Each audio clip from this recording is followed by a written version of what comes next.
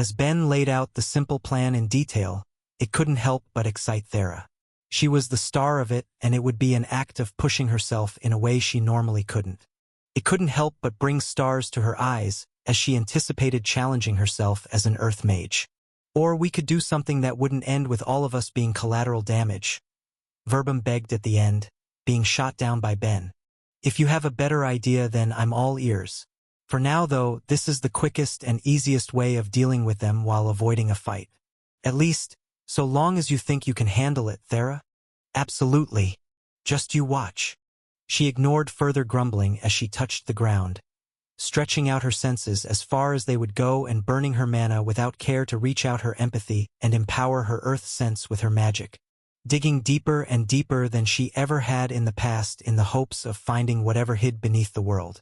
At first, she couldn't help but wonder if Ben had made some sort of mistake. She kept reaching out but felt nothing unexpected.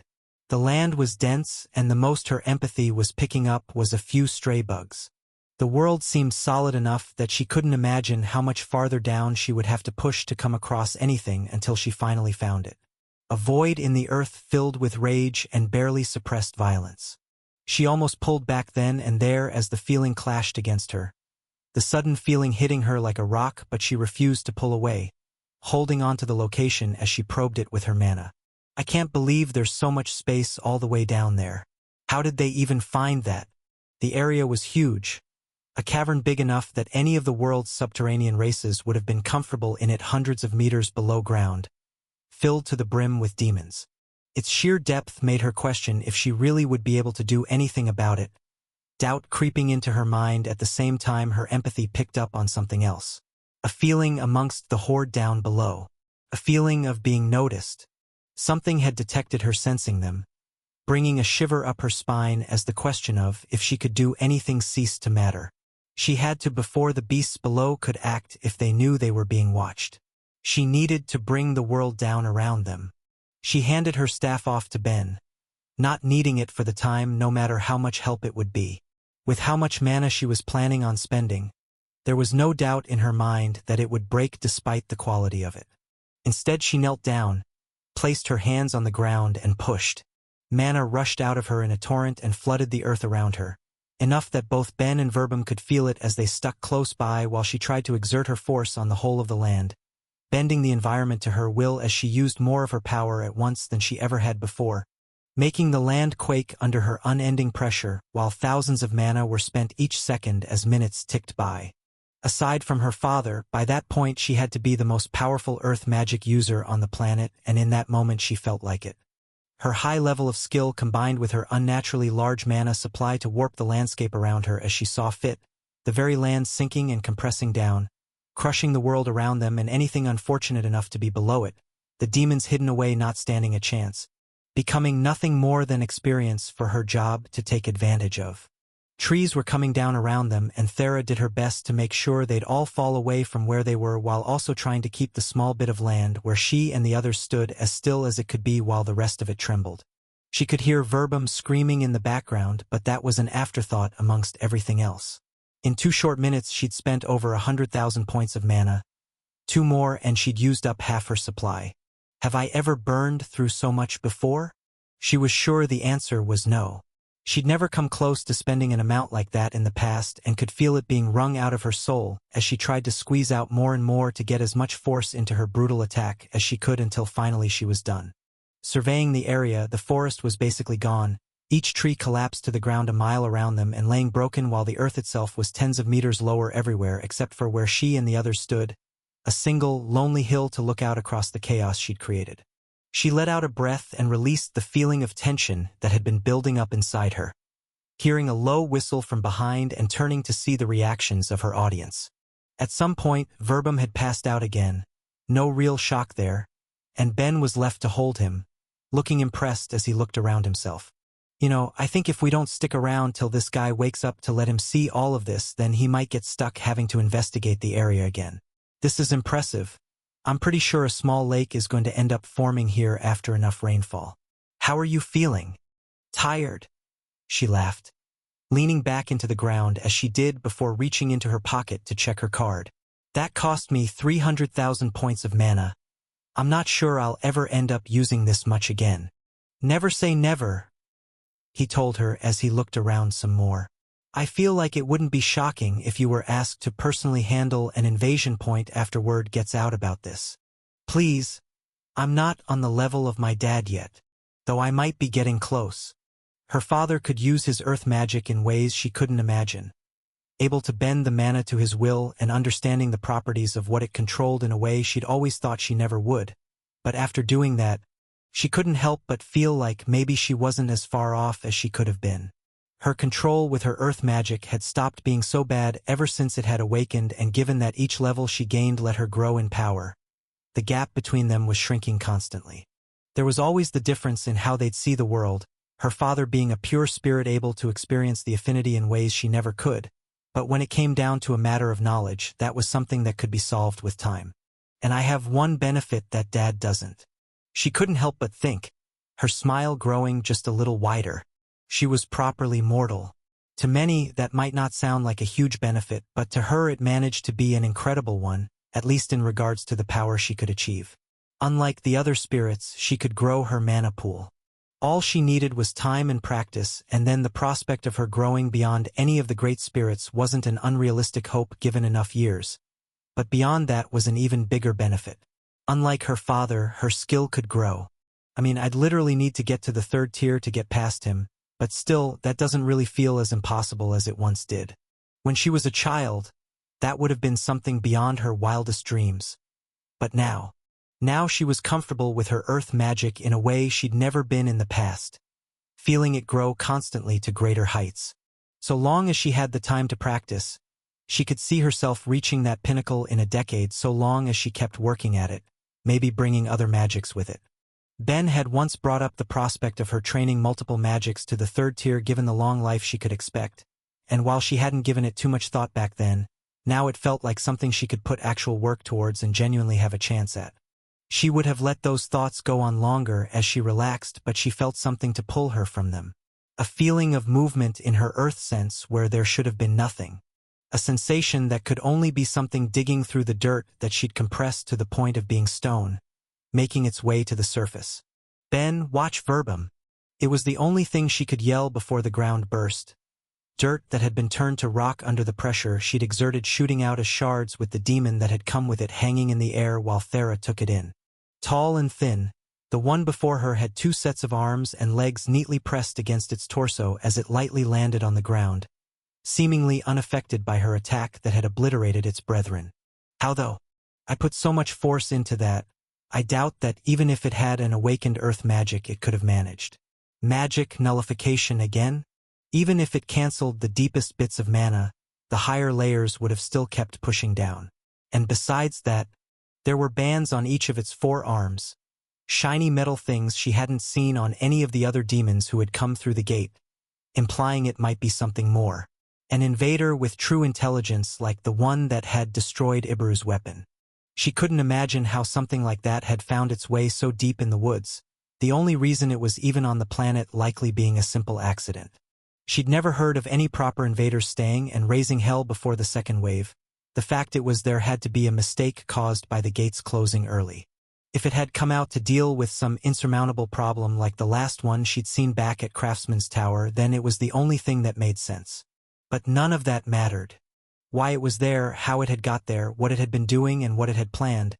The only thing she knew was that it needed to die and began her assault, ripping earth from the ground in a constant barrage as bullets and spikes came at it from all angles, each one expertly avoided in the end. No, not avoided. It was barely moving. Instead, the attacks moved around it, each chunk of earth being subtly shifted away from its target, left to fly off further into the devastated land. Okay, maybe it is an earth mage then? Without her staff in her hands, she was handicapped, but it was something Ben saw himself from the side. Thera!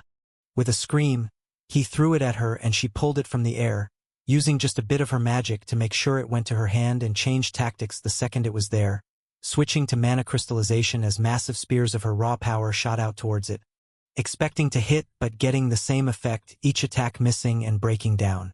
Not earth magic then. Not good. She felt unprepared, Too caught off guard after she'd been so sure of her success in handling everything with her first strike against the horde to think as clearly as she could. But the answers became apparent with its first move, holding out its hand and causing a gale of wind to flood the area. She was almost knocked off her feet before she had a barrier up, but it gave her the answer she sought. Air magic, powerful too. Awakened, maybe? The last one seemed to be, maybe they send warriors that should be in the third wave over to handle any problems during the first? She didn't get a chance to question it further. It flew through the sky at her, closing the distance in an instant and smashing its fists against her barrier, making the whole of it shake. Both her level and control of that branch of magic were low enough that it was far from perfect, but the fact it was showing any strain against a punch just felt insulting considering the mana she was pouring into it and spoke volumes of the strength that demon must have possessed. As she watched it rear back, preparing for its next punch, she brought down the barrier just as it was about to make contact, messing up its balance as she dodged to the side and felt her life flash before her eyes. She'd barely been missed, but the force of the attempted blow created a rush of wind she was sure had nothing to do with its magic and confirmed its strength in her eyes. Taking a strike wasn't going to be an option. With earth magic and mana crystallization off the table and her barriers coming off as weaker than she would like by a wide margin, it was time to switch up her approach. Of the 3 magics she had left, she was sure that 2 would at least be useful. Both her life and her dark options. Immediately she began buffing her physical abilities to try and put as much distance between the 2 as she could while at the same time luring it away from both Ben and Verbum. The fact that she was meant to be acting as the latter's guard not far from her thoughts but needed to be ignored when the monster followed. Each time it reached out she'd defend herself with a barrier, layering them as much as she could for whatever little extra protection that would give while at the same time its attacks only grew more fierce. The monster reveling in that challenge as she had to manage both that and the constant wind attacks attempting to wipe her off her feet, all while she tried to prepare a spell that would let her fight back.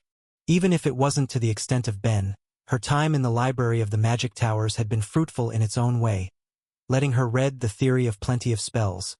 Now all that was left was putting them into practice. She took the life and dark mana within her and held it tight, stripping the charm off the latter and inverting the purpose of the former. At the 4th level of that particular awakened magic, she was well past the point where she could begin using it another way, one that emulated the power of death magic. By combining both, she had something the monster before her couldn't block, a spell with no physical aspect to be blown away but instead was purely magical, forcing weakness into the body of the beast as strength sapped from its muscles and its mind grew dim. Or at least that was the intended effect. For only a second she thought she had it, thought she had lowered its power down to a manageable level, right until it grinned. A ghastly, toothy sight, more predatory than anything else that spoke of the violence it was prepared to inflict as it finally punched through her barrier, hitting her in the gut and throwing her across the land. Before she'd even hit the ground she was already in the process of healing herself, the strengthening she'd applied to her body being the only thing that kept her in a state where that was even possible. Ribs were broken and organs were ruptured. She could already feel blood climbing up her throat while she rushed to fix things as quick as she could, but not quick enough to be of any use. It was walking over to her in a slow jaunt, enjoying every second of the fight and not wanting to bring it to an end, wanting to play just a little more with the toy that had just killed off its kin. It would only take seconds to finish things, and as good as Thera was, she needed minutes. Wow, so I'm going to die, she thought bluntly, feeling almost detached from the realization. This is so unfair. Why didn't my last spell work? Don't tell me it really does have magic nullification too, unless, infinite hells, all of these things have some level of soul magic they can use on themselves, so was it canceling my effects with that? But I put so much power into it, it would have to be awakened, so does this stupid thing have 2 awakened magics and a high-level combat skill? Ugh, that feels so unfair. Would petrification work? If it can cancel the effects of my last spell, then it should be able to cancel that effect too since it's partially life-based. I'm out of options. She wanted to complain that being able to brush away any physical attack and cancel out the spiritual ones was nothing but cheating, but decided to save her breath. If every invader that was going to be coming through the 3rd wave really was that strong, then it almost made sense to give up then and there and let the inevitable take her. But despite it all she didn't let go of her staff. instead holding it forward to the approaching monster as she forced her will to the earth at its feet, changing its density to try and make it sink in while tendrils shot up to pull it down, only for both attacks to fail. It hovered above the ground, free from the change beneath its feet, and kicked away everything that tried to grab onto it, still looking perfectly calm as the first world left its lips. Struggle. The hell do you think I've been doing? She spat back, flecks of her golden blood landing at its feet, raising it all of the higher in its elation. Whatever plans it may have had been ruined, but at the very least it got to push itself, honing the weapon that was its skills, and was about to pay off the fight by ending things right there until something it never expected happened. It knew there were others with its target, but neither had seemed worth acknowledging. The more powerful of the two was out cold, and even if the other seemed strong enough to handle the lesser demons and had a smell that picked at its brain, it wasn't enough to bother with, leading to a small mistake. In its confidence and focus on its main target, it let its guard down and left its back unguarded, giving just enough room for a knife to plunge into it. In that second, Thera registered shock in the demon's eyes, an inability to understand just what it had experienced that left it unable to grasp that it should even be feeling pain at first before it screamed and reached back, pulling the offending object out and crushing it in its hand. "Hey, not cool," she heard Ben call out. That was a good quality knife too. The enchantments on it were intense. Well, not like I need to tell you that though, right? Just before it turned away from her, she was able to see the unbridled rage on its face before she was left looking at its back, letting her see the deep gouge that had been left. An ugly thing, almost rotten and burnt at the same time from the same weapon Ben had once dug into the body of a demigod. Causing so much damage in the seconds it took to be removed gave her a whole new appreciation for how his fight with Ather must have gone in the past. But there was a far greater problem now. When it came to fights, Ben was the tools he made, but she didn't think he had much on him at that moment. There was the knife he always carried that was now destroyed, along with his gun and a few bullets to go with it, but that was it. They had both expected her to be able to handle anything that immediately came up, but what they had found already felt above their worst expectations. He'd thrown the knife and guided it with his magic, so he at least had a little distance, but it was something that was closed in an instant, the demon before him before he could move, and pulled its fist back to strike. She expected him to die then and there, sacrificing himself so she could heal her wounds, but to the shock of both her and the invader in front of him, he actually dodged. It was a sloppy thing, lacking both skill and finesse, but that didn't matter as long as he avoided the hit, along with the next one, and the one that came after too. Each attempted strike was dodged in a way that looked more like wild flailing, his body destroying itself in every attempt it made to get away as it finally clicked how he was pulling it off. Ben had once complained to her about his thought speed skill. It was handy for so much, but at a certain point, his body just couldn't keep up with the speed he could think. Trying to make it had left him in need of a serious round of healing, and he'd never given it a go again, at least not when thinking at his maximum potential, but that had to be what he was doing now. Each narrow miss came with a grunt of pain even without the strike connecting, but each time it got closer as Ben reached the limits of his body. She didn't know how long he could keep it up, and it drove her to work on her internal injuries all of the faster, pushing her magic to its limits while knowing his life was on the line until something strange happened. The demon stopped. "You?" It spoke again, its rage turning its voice cold. "I'm not sure how you've been doing that, but it won't work any longer." "Yeah, I can see that," he sighed back before giving it a cocky grin. "Still though, gotta be pretty embarrassing for someone with low soul magic to only notice their mana's being stolen right when they're about to bottom out. Don't you think?" She hadn't thought it could get any angrier, but Ben's taunts seemed to have done the trick, as she picked up the context of what they were saying. Ben had been stealing the monster's mana, locking away its magic until it was able to regenerate enough to use again, meaning if she was going to attack, it had to be now. Thera forced herself to her feet, feeling most of her wounds were healed enough that she was no longer in a life-threatening state, and held forth her staff, her focus being split to keep her from falling, but enough of it going to her spell for it to count as she brought forth spears of earth and launched them, only for them to be kicked away under the monster's still impressive strength. The demon looked at her for only a moment before turning, keeping its eyes on Ben. It hadn't decided if he was the more dangerous one or not, but it was sure that it wanted him dead. a decision Thera had no intention of tolerating. Since it still seemed to have plenty of strength, she went back to her last failed attack while its magic was still sealed, forcing weakness into the demon's body through the 2 avenues she had and seeing an immediate effect this time compared to last. Each strike it tried to throw was slower, still faster than anything she could do when it came to physical combat, but enough to give them just a bit of room as Ben's body slowly gave out under the building strain. He kept ducking and weaving, by all accounts doing better than anyone had the right to expect of him with all of the real damage he'd received being self-inflicted, but it was clear it was building up.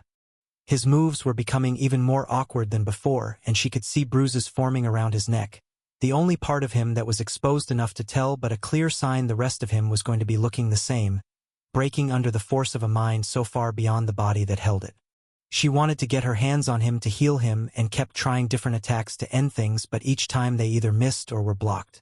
Even trying to petrify it only led to seeing it expertly manipulate what little mana it still had to counteract the effect. She didn't know how to weaken it further, but it was still functioning too well despite the massive loss of power on so many fronts. It was destroying both chunks of earth and constructs of mana before they could do any severe damage. They were in a waiting game that it looked like it would win.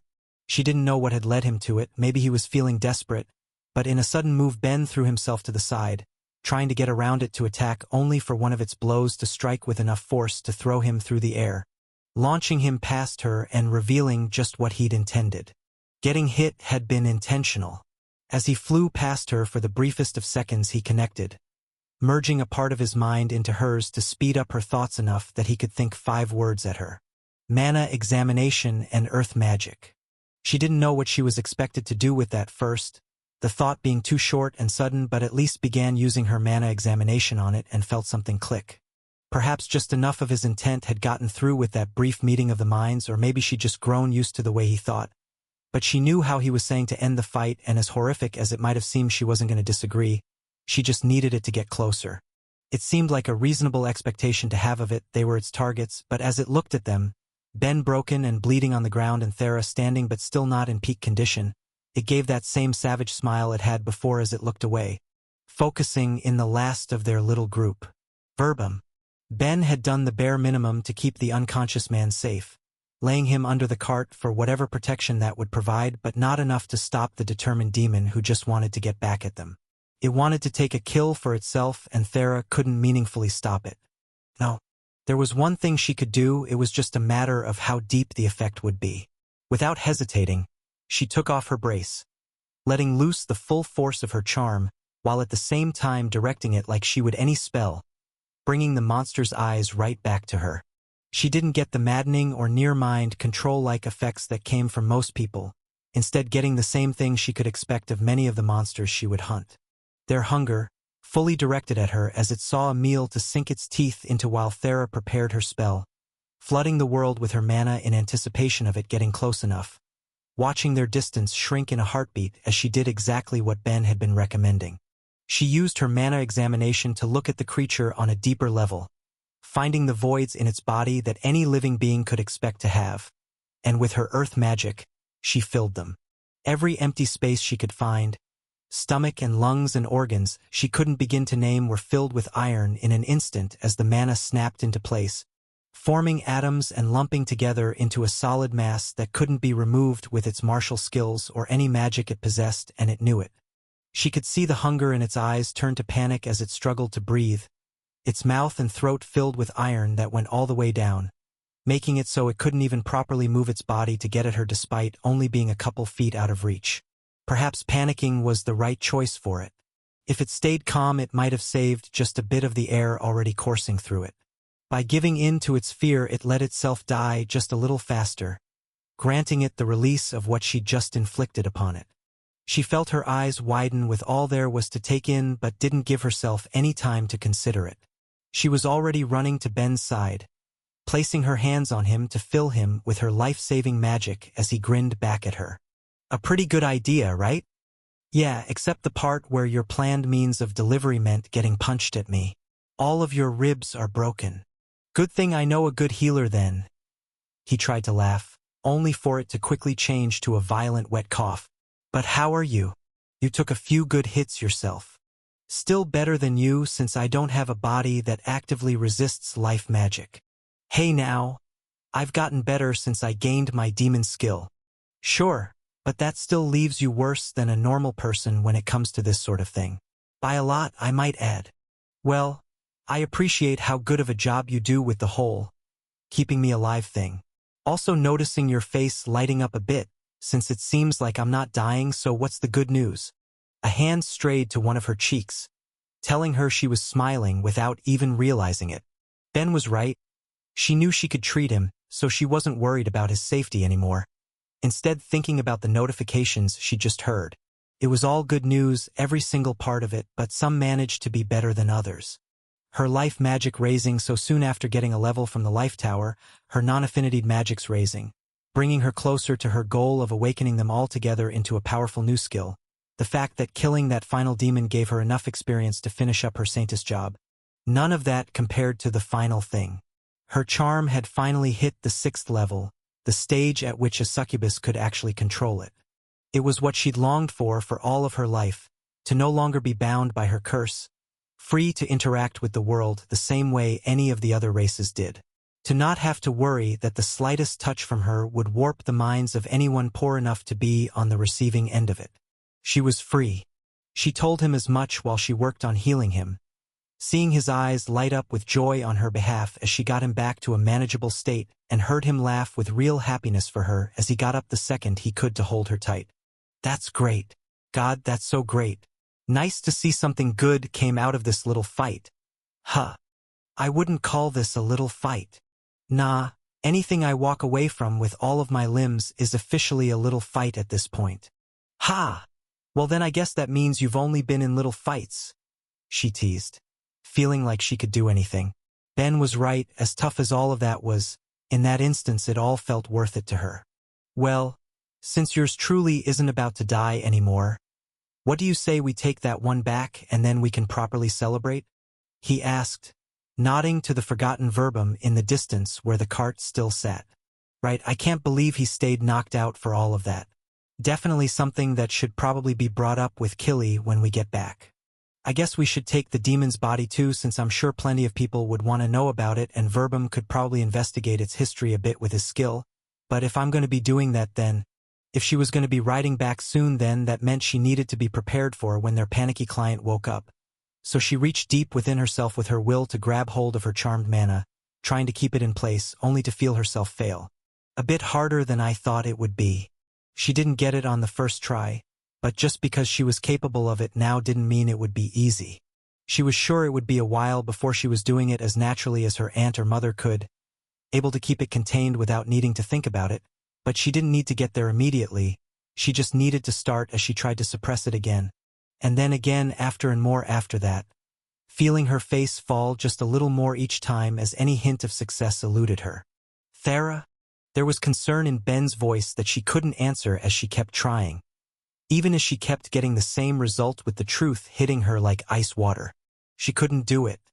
Her control had always been the worst aspect of her magic by a long shot, only being meaningfully gained once her skills had awakened. But given that she'd get a little bit more to all of her magics so long as she got a level to any of them, she had never stopped to consider that it wouldn't be enough, that even as she gained levels on levels and the sort of power that could make nations fight to have her if only she showed the interest, she was still the same as she'd always been. Just a girl who couldn't manage the power at her fingertips for all of the ill that implied, cursed to warp the minds of anyone who came too close. She didn't know if she wanted to laugh or cry, so she did neither, daring not speak for fear of whatever would come out as she silently walked to pick up her discarded brace and slid it back on before they went back to a world that would never accept her without it, as one final thought came to her before she did her best to shut everything she was feeling down. I'll never be free. The trip back felt as long as it was silent, nobody talking on the way, though not for lack of trying. After managing to get Thera to tell him what was wrong, she'd gone quiet, and by the time Verbum was up, Ben filled him in the best he could, even with the others' ongoing fears making it hard. He was clearly picking up on Thera's mood and had seen more than enough in the brief time he'd been conscious earlier to know that he in no way wanted to say anything and risk making things worse. And I have no clue what I can do to help her. His braces were always meant to be a tool to help Thera until she was able to manage her charm herself. The fact that she couldn't do it had to be crushing her, and he didn't know what he could do to try and make things better. Sure, he could keep making more powerful braces. Even now it wasn't as if she had to go back to her old cloak. But he doubted that would improve her mood much. As happy as she'd been to first get it, she wanted to be free of her innate magic's effects. He was going to try talking to her again, just wanting to lift her spirits, but after what felt like such a long trip they arrived back at the gate all too soon, traveling through it to get back to the magic towers to bring Verbum home and give a final report to Killy. "Hey, do you think you could handle the talking while I wait here?" Thera asked him, her first time speaking up in hours. "I don't think I'm up for it right now." "Of course. I'll only be a few minutes." Verbum had already jumped out of the cart to get away the moment they stopped, but Ben went to the back to carry the souvenir they'd brought along the way. The demon Thera had killed, a proper invader that needed to be shown. Even if they might be none too happy about me bringing it into the library. Oh well. Its weight was unusually heavy given that it was so full of metal, but Ben dealt with it as he carried it along, ignoring the shocked looks he got as he went inside and found Killy trying to leave her office, only being stopped by her student clinging to her. "I'll be good. I'll do what you want, but just never make me do that again. Please. I won't let go until you say I won't have to.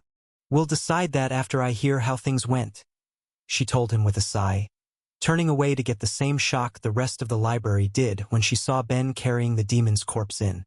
"Which looks like it's involved a few surprises. Ben, why don't you join us in my office and we can discuss, well, that for one."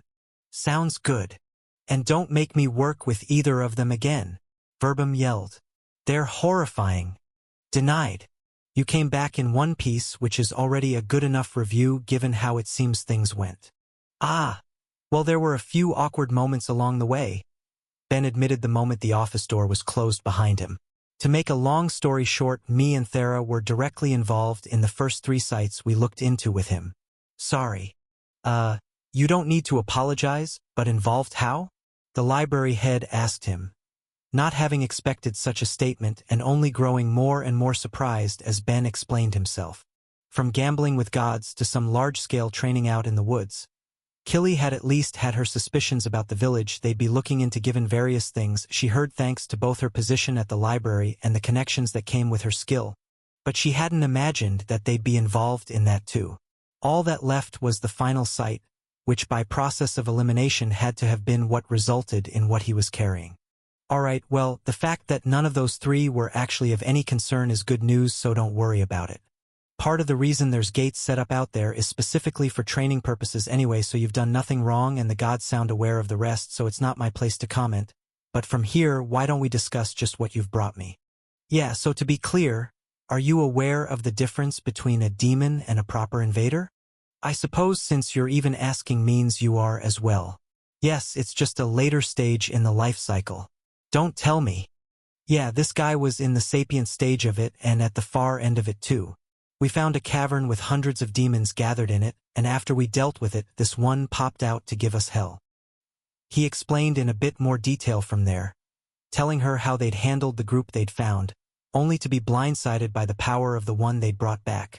How desperately they'd had to fight, and how after they'd decided to return with it in the hopes that Verbum could use his skill on it to get whatever useful information he could. Killy sat and listened to the whole thing, keeping a calm look on the outside that didn't reflect any of what she was feeling within, and gave Ben a small bow at the end. "You've had to put up with far more than I'd expected when I made the request. Thank you for keeping my idiot students safe. Verbum, you made sure to thank them as well, correct?" "What? I don't even want to be near them, a guy dash." His words were cut off by his teacher's sharp glare as she moved to make things exceptionally clear to him. "Verbum, consider the guards we'd usually go out with. Do you think they would have managed? I mean, I didn't even see most of it," he mumbled, changing his teacher's expression to one of deep exhaustion. "Another thing to work on. Fine, let me tell you that we wouldn't. At best a few of them would have had to toss their lives away so the 2 of us could run, so be grateful about how this turned out and that those you worked with have the power they did. Now thank him. Ahem. Thank you for protecting me." Verbum gave in at the end, not having it in him to fight against her and getting a satisfied nod for his efforts. No problem. We did make things worse by deciding to deal with the demons, so how about we call things square and enjoy a much chiller time the next time we meet by talking in the library instead? Huh? He held out his hand and gave the man his most winning smile, still wanting the connection and feeling like he got it as Verbum was pressured into shaking it, ending that minor part on a high note at least. With that done, Killy asked him one last thing, a touch of concern in her eyes as she did. And Thera? Should I take the fact that she's not with you to mean her wounds were severe? If so, I can have the city healer's dash. She's not hurt, at least not anymore, Ben told her, cutting her off but not wanting to dive too deeply in the topic. A personal issue came up, so she couldn't come in. Sorry about that. It's fine as long as everyone's safe. In that case, give her my regards. The next time you're both in the city, make sure you stop in to say hello. Will do. Report given, he left after that, back to trying to figure out just what he could do to help Thera in any way he could. By the time they got back to Stonewall, it was the late evening and the ride had ended up as quiet as the last. Thera not having it in her to talk as she grappled with her feelings about what happened. The silence had left him with time to try and think of solutions. Not that it helped. He had a few ideas, but he doubted she'd want to hear that she might just need another level or two when she was so down, so he kept his thoughts to himself until anything more surefire made itself known. And it was like that they went home. There were still lights on in the living room, telling them that Sonia was still up as she lounged on a chair, reading a book to pass the time and giving them a slightly complicated smile when she saw them. Welcome back, you two. How did things go? It was meant to be a casual question, but it wasn't long till she registered the bleak look on her niece's face, making her get up and walk over. What happened? Is everything all right? She reached out to Thera, trying to take her face in her hands, but being avoided as she stepped back. Things are fine, Auntie. A lot happened, but do you mind if we talk about it later? Well, as long as it's nothing major. It's not. It's been a long day, so I think we need to get to sleep, so I'll talk tomorrow. Without waiting for a reply, she grabbed Ben's hand, dragging him with her to her room before pulling him to the bed. A part of him wanted to make a joke about it to try and lighten the mood, that her hesitation to bring up the topic of them rooming together with Sonia had been pretty successfully bypassed, but stopped himself in the end. There were times that her mood could be improved with his poor attempts at humor, but that wasn't one of them. Instead, he tried one last time to get her to open up as they laid there, feeling her face pressed into his chest while she held him tight. Thera, please talk to me. She didn't answer at first, making him think that she wasn't going to, as he contented himself to rub her head to try and give the comfort he could. But eventually she did speak up. It's just, this sucks so much. I know. Things have been going pretty well for me recently. I never even thought something like this might happen. I never guessed that my garbage control would even extend to stuff like this. She gave a small laugh that lacked any hint of joy as she said it, squeezing him all the tighter as he tried to provide the little comfort he could. I really like the life I have now, she muttered. I don't want to lose it. You're not going to lose anything, Thera. You don't know that. All it'll take is for my charm to keep growing, and it's going to happen. Without the brace, it would be happening. That last level should have put me above Mom and Auntie's natural resistances, so I have to be sure I'm wearing it around them now, and who knows what will happen if it ever awakens without me gaining control of it? For all I know, the braces and cloaks might end up being worthless to me. I've liked being able to make and have friends. And I like having you. Thera, even if anything like that happens, I'm not going anywhere. You've got a guy with some of the best resistances around and an absolutely unbreaking mind. Nothing you do will ever affect me. You don't know that for sure. There's probably going to be more situations in the next year or two where I'm going to have to use it or my dark magic again, which means I'm probably going to get more levels, and we don't know what will happen if it tips over the edge, but even if I barely use it, it raises so easily, and I don't want to lose anyone, but I really don't want to lose you. His shirt felt damp and he held her tight, but he insisted on being unwavering in his confidence. Well, if that happens, I'll just have to get my resistance enhancement to the 2nd tier. Hell, if that isn't enough either, then I'll get my unnatural mind to the 3rd. And if that still doesn't manage it, I'll find some god who can stick a dark resistance enhancement to my soul and make it happen, and from there get it to the second tier too. You know how ridiculous that sounds. Hey now, you're talking to a guy that already has 7 awakened skills. When I say I'll make it happen, I mean it. Hell, I can already think of ways to start raising my resistance enhancement, and the moment I'm done with my current job I'll switch to taking nothing but mind options till I either run out or make it to the 3rd tier. As long as I'm around, I'm never going to let you feel that alone, Thera. When he was the one saying it, it really felt like he'd succeed, giving her just a little bit of comfort in a sea of despair and letting her get to sleep. Ah, Ben, how did the rest of your investigation with Verbum go? Myriad asked when he arrived, as the god dealt with his work while a particular goddess was perched atop him doing the same. Well, me and Thera were both involved in the next 2 sections after the first, and on the last we had to deal with a herd of a few hundred demons before nearly being killed by a proper invader, but none of that matters. Hellori, I've got a question for you. Wait, that second part definitely matters. Myriad yelled out, with Hellori looking equally concerned about what she'd just heard. Not to me. Now, Miss Goddess of Knowledge and Magic, if Thera awakens her dark magic, what are the odds it absorbs her charm, and from there what are the odds that it still pulls people into its effect without any control? For the first, good but not guaranteed, since the trait is tied too tightly to her race, and for the second, slim. She's at the 5th level of it, correct? She's close enough to having control of it that even if it were to merge into the rest of dark magic now, it would be surprising if it didn't grow enough as an aspect of an awakened skill for her to not have control of it. Honestly, even if she was at the Zeroth level of it and it merged into an awakened dark magic, I would expect her to be able to control it by that point. Okay, well, there's 2 big areas where you're wrong. As of today, she's at the 6th and she still can't suppress it, so how does that change your evaluation? I suppose that explains why you're glossing over the invader encounter. His god sighed while Hellori atop him looked thoughtful. It's definitely a unique situation, the goddess muttered as she thought to herself. I've never heard of anyone with charm not being able to manage it by that point, but then, there's probably never been a case of anyone who's struggled with their mana control to the extent she has, especially not with a succubus heritage. Of course, anyone else who found they struggled to that level likely wouldn't have chosen to pursue the path of a mage. Either way, I would still expect that if it merged together, then she shouldn't have any problems. You should be well aware of the power an awakened skill has compared to its unawakened form by this point. It's just a matter of making sure it properly merges into it. While I stand by how likely I feel it is, it's still not a guarantee, and since it's already surprising for her to not be able to suppress it at this point, I wouldn't gamble on the odds it merges, no matter how good they'd be for anyone else. I don't love hearing that, but it's something to work with, thanks. It's fine. Now can we please get on to whatever happened that left you seeing an invader? She asked him, cutting to the heart of what mattered far more to her.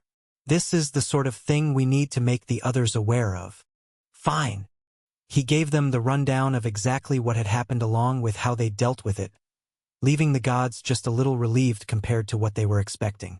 Well, it's good there was just one, though the way they were hiding is worrying. That could be hard to find, she sighed. And Myriad, keep more of an eye on your apostle. If he's going to keep running into trouble, then it's better for us to just know. There's too much work for me to be constantly available to him. His god sighed. You know what his mind is like now. If I don't put up boundaries, then he'll never give me any time to rest or focus on other work. MMH, true, I suppose. Wait. Rude. That's why you haven't been answering? I haven't been answering because, like I said, I'm constantly swamped by work. We all are. Anyway, was that everything? Actually, I did notice one other thing, he said after a second's thought. Its equipment was shockingly awful. Shocking how? Hellori asked him, curious about that particular perspective given Ben's status as a craftsman. I looked it over a little bit before we handed over the body. If you ignore the fact that it was only wearing 4 armbands, anyone with the eye for it could see that it maybe wasn't bad. But it wasn't anything special either, all of them were ranked low uncommon. The enchantments on it used the standard weave method and the effects were straightforward. A strengthening effect, a healing effect, a mind stabilizing effect, and a pain suppression. Just from the last one alone, I can say that none of them were likely super effective either because we definitely heard it. And that stands out to you why? I saw this thing's skills while we were fighting. It had 3 awakened ones. Air, low soul, and unarmed combat. Think of the mages and warriors of this world. Would anyone with even a single awakened skill have equipment that bad? It's odd, but there is a chance, his god said thoughtfully. There are some who forego upgrading their equipment as a form of training, forcing them to manage their skills with what they have. It could be the same thing here. Then they're idiots, Ben said bluntly. A proper craftsman will make weapons and tools while ensuring it won't hamper anyone's growth. That sort of attitude is more likely to slow them down if anything. I'm not going to say that couldn't be the case, but still, based on what I saw, I think the equipment was strange in just how average it was. Imagine conquering thousands of worlds. You'd expect you might learn a thing or two from any records or artifacts from the old civilization, so why can their enchanters do something that I was pulling off at level 3 of my skill, especially for someone who has to be one of their better fighters? I don't care how powerful they are as a race or how many of them there are, that sort of skill can't be common. In that case, my guess would be that it's a characteristic of their society, Hellori suggested after considering it a bit. They're the only known race that starts with a non-sapient form and rises up later. Combined with their destructive nature, it's pretty possible that they simply aren't suited for the work needed to develop their craft or study the worlds they destroy. Was that all just a nature that was incompatible with what he was devoting his life to? From what he'd seen and felt from them, it made sense, but couldn't help but feel unsatisfying on an entirely personal level. If their society held no or few proficient craftspeople and still managed to conquer the stars, that almost felt like a statement on how unnecessary everything he'd built up was in the face of raw power. Felt like a challenge, driving him to make something. But not now. Later. Thera's issue was going to be taking up the majority of his brainpower until he had a solution, and regardless of what the two with him had planned for the night, he fully intended on making them help whether they liked it or not. He woke up early as per usual, ready to start the day, only to get the surprise of finding Thera up ahead of him. "MMH, hey," she muttered, eyes still closed while she pressed up next to him. "Hey, you're up early. Couldn't sleep. Mind telling Auntie I won't be at the clinic today? I really want to try and get a bit more rest." "Sure. I'll let her know and come right back. Don't be dumb, you don't need to be stuck here doing nothing just because I'm in a funk. If I wake up before you're home, then I'll stop by the shop." "Okay. You sure? I really don't mind sticking around. I think a little time to myself would be for the best right now." Leaning up to kiss him, trying to look a bit better than she felt, it wasn't long before she fell back into an uneasy sleep, leaving Ben worried but off to prepare breakfast for himself and Sonia. It wasn't long until she was up as well, meeting him in the kitchen and looking worried as he laid out the meal. "So how's she doing?" "Not great," he admitted. "She says she won't be at the clinic today. I don't think she got much rest." "So can you tell me what's going on?" she asked. "This doesn't seem like it has anything to do with the issue in town. I'd expect her to be a lot more mad than anything." "Issue in town?" He had no clue what Sonia could be talking about, and the question left her dropping her head to the table, obviously not enjoying whatever the problem was herself. "Well, it's a little complicated and super annoying, but the long and short of it is word got out that she has the Saintess title, along with just who she and I are related to.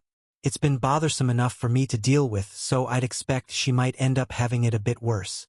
Wow, this is some horrifically bad timing. Thera is going to hate it when she finds out."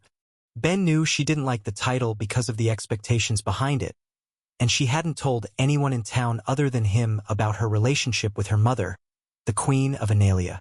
Even if he understood that it didn't mean she held any power in her homeland, that didn't change the fact that others might think otherwise, warping their perception of her all of the more. "Great. Just freaking great," he sighed. "So since that didn't seem to be the case, what happened while the two of you were gone to leave her in such a poor mood?" "She reached the 6th level of her charm but still can't control it," Ben explained, doubting she'd want to hide the fact from her aunt. "She's taking it poorly." It looked like Sonia's heart broke just hearing that, and she was quick to make up her mind. "All right, even if she wants some space, I'll stay home today." "Ben, I'm sorry, but could you be a dear and tell the clinic for me when you head out? It will be good for the rest of the staff to have to work without me for a bit anyway. Ever since I've come back, they've been relying on me a little too much. Yeah, can do. If there's any problems, I'll be at the shop, but I'm probably coming home early today anyway. I'll handle dinner too, so prepare for the best meal of your life. Sweet boy, she smiled, with the table falling quiet after that. Both of them were too lost in their thoughts to engage in any more conversation, each feeling too worried about who they held so dear. After finishing and cleaning up, Ben's first stop was by the cart, retrieving the 5 boxes waiting out there as he opened them one by one to free his clones.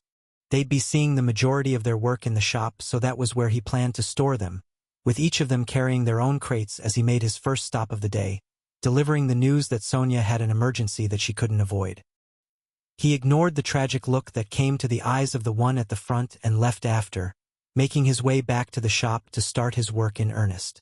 Usually, getting back would have felt incredible, being able to return to his work and his forge to put his creativity to the test with everything new he'd learned.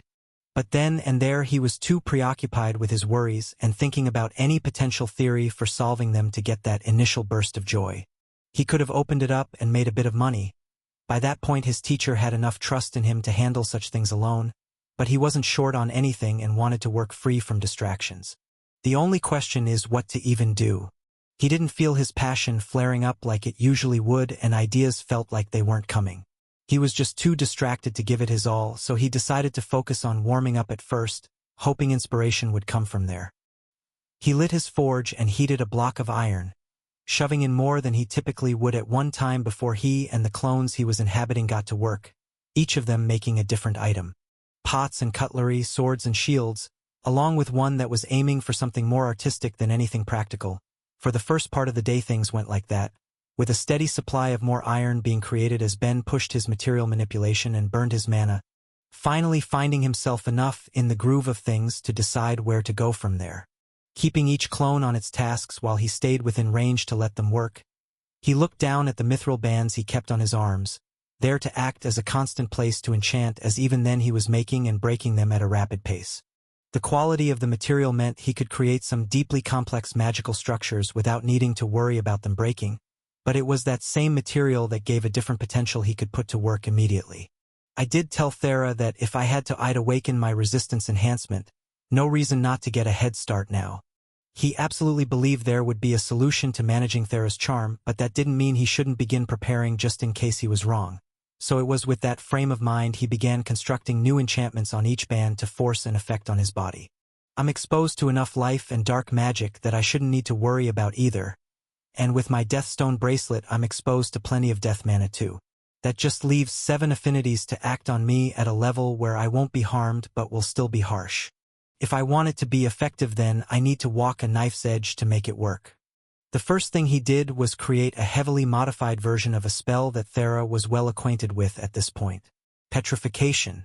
In any normal case, it would always be done using a combination of both earth and life mana, but he intended to substitute the other for light instead. There was a good reason that affinity typically wasn't used for the spell though.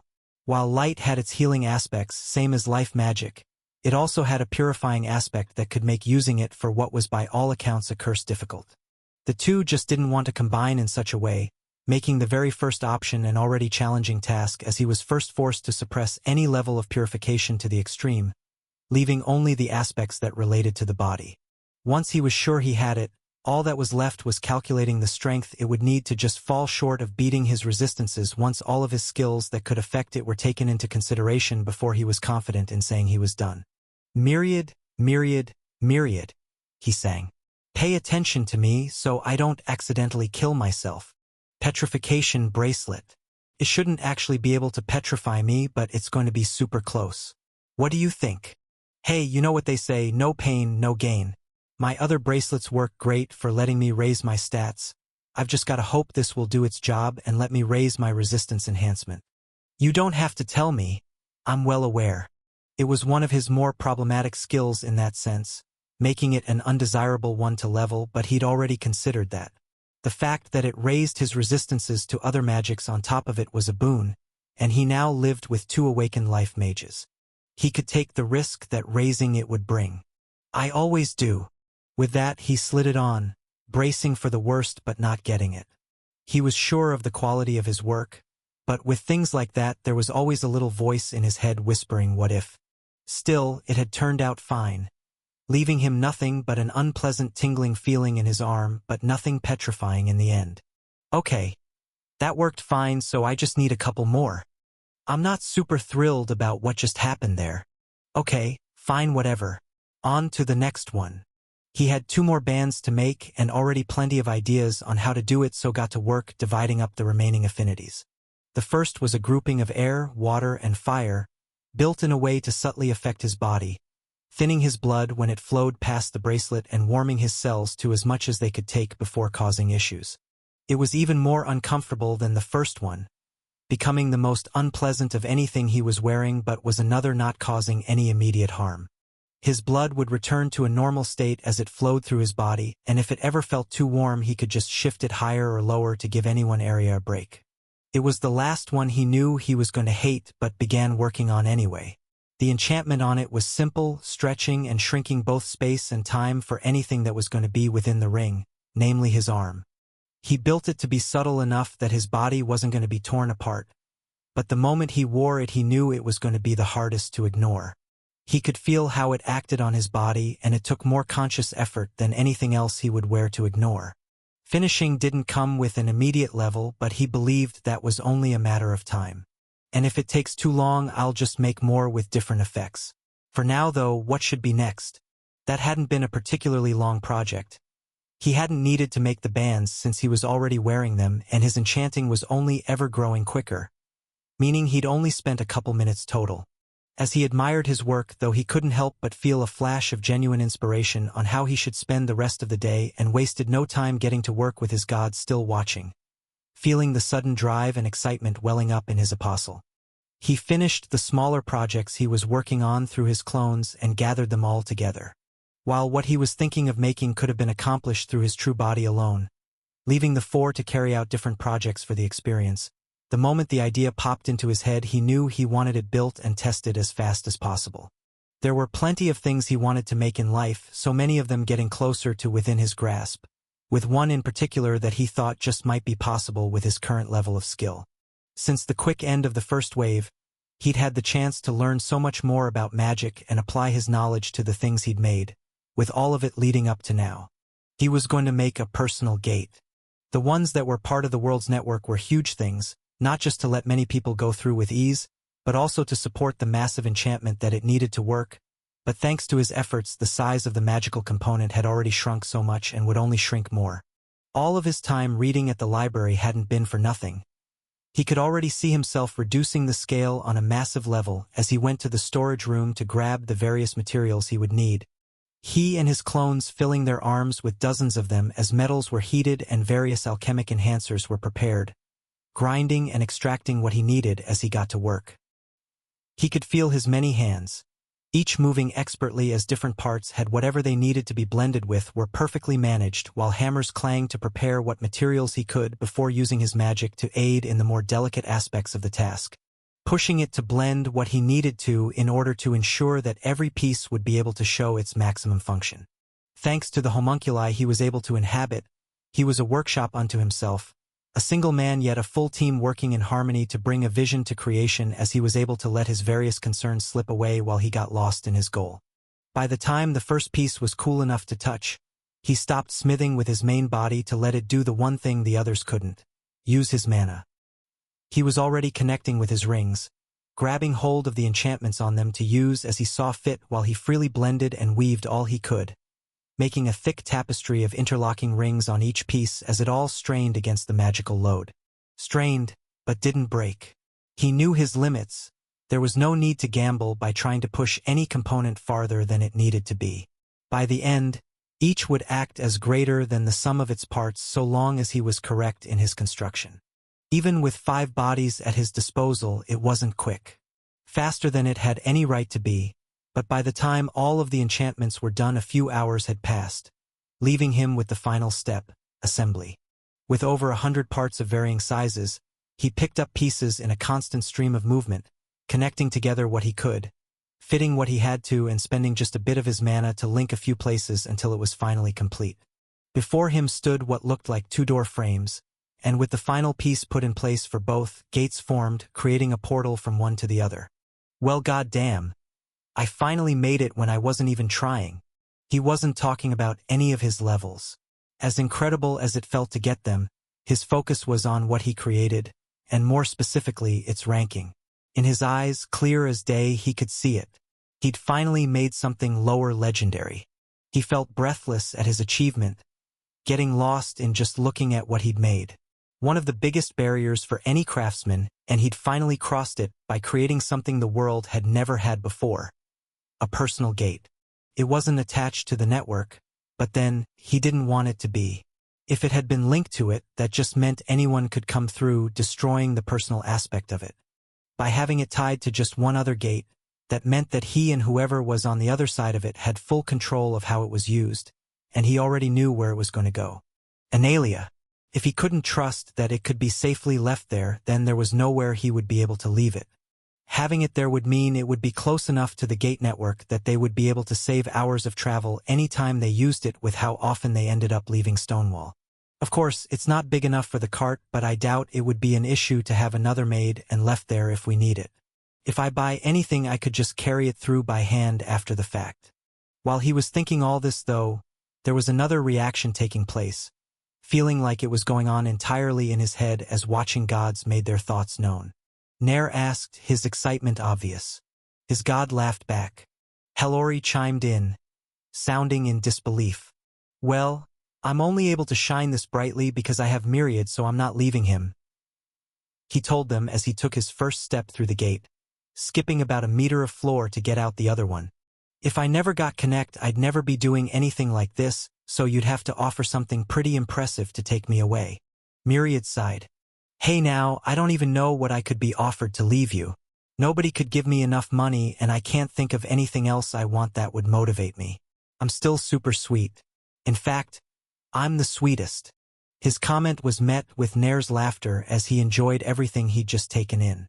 It may have been the first one Ben had made, but his success was doubtlessly a sign of more legendary items to come, meaning the world now had two people capable of making them, with other crafting gods coming to see what the fuss was about and getting just as shocked, many of them cursing the fact they missed seeing the small gate's construction themselves. Nair told him, as long as I can keep it up? Ha! Who do you think I am? I've officially broken the barrier and gotten a buttload of levels with it. This is just the start of things, so just you watch. Trying to make more legendary items wasn't going to be his sole priority, not when he was still trying to think of any way he could help Thera. But if he was in the shop, then he'd be doing his best and officially had no doubt it would happen again. The only question was when. Gods above, I'm pathetic. Thera never did end up getting more rest beyond a couple minutes of sleep here and there. Instead, she spent the day laying in bed, staring at the ceiling as she suffered with her thoughts. Just as much as she hated that she couldn't control her charm, she hated herself for how she was reacting to it. After having dealt with it for so long, she blamed herself for ever having hope that she'd be free of its effects one day, driving her so far into the dirt now that she was forced to contend with the idea that it could never happen. If she only had one comfort, it was her talk with Ben the night prior that made things just a bit easier to deal with. She didn't want to end up alone again, and he really did make her fully believe that he wouldn't let that happen no matter what sort of work it took. It was a needed comfort he gave her with ease, which just left her with the question of what she planned to do. She wasn't dumb.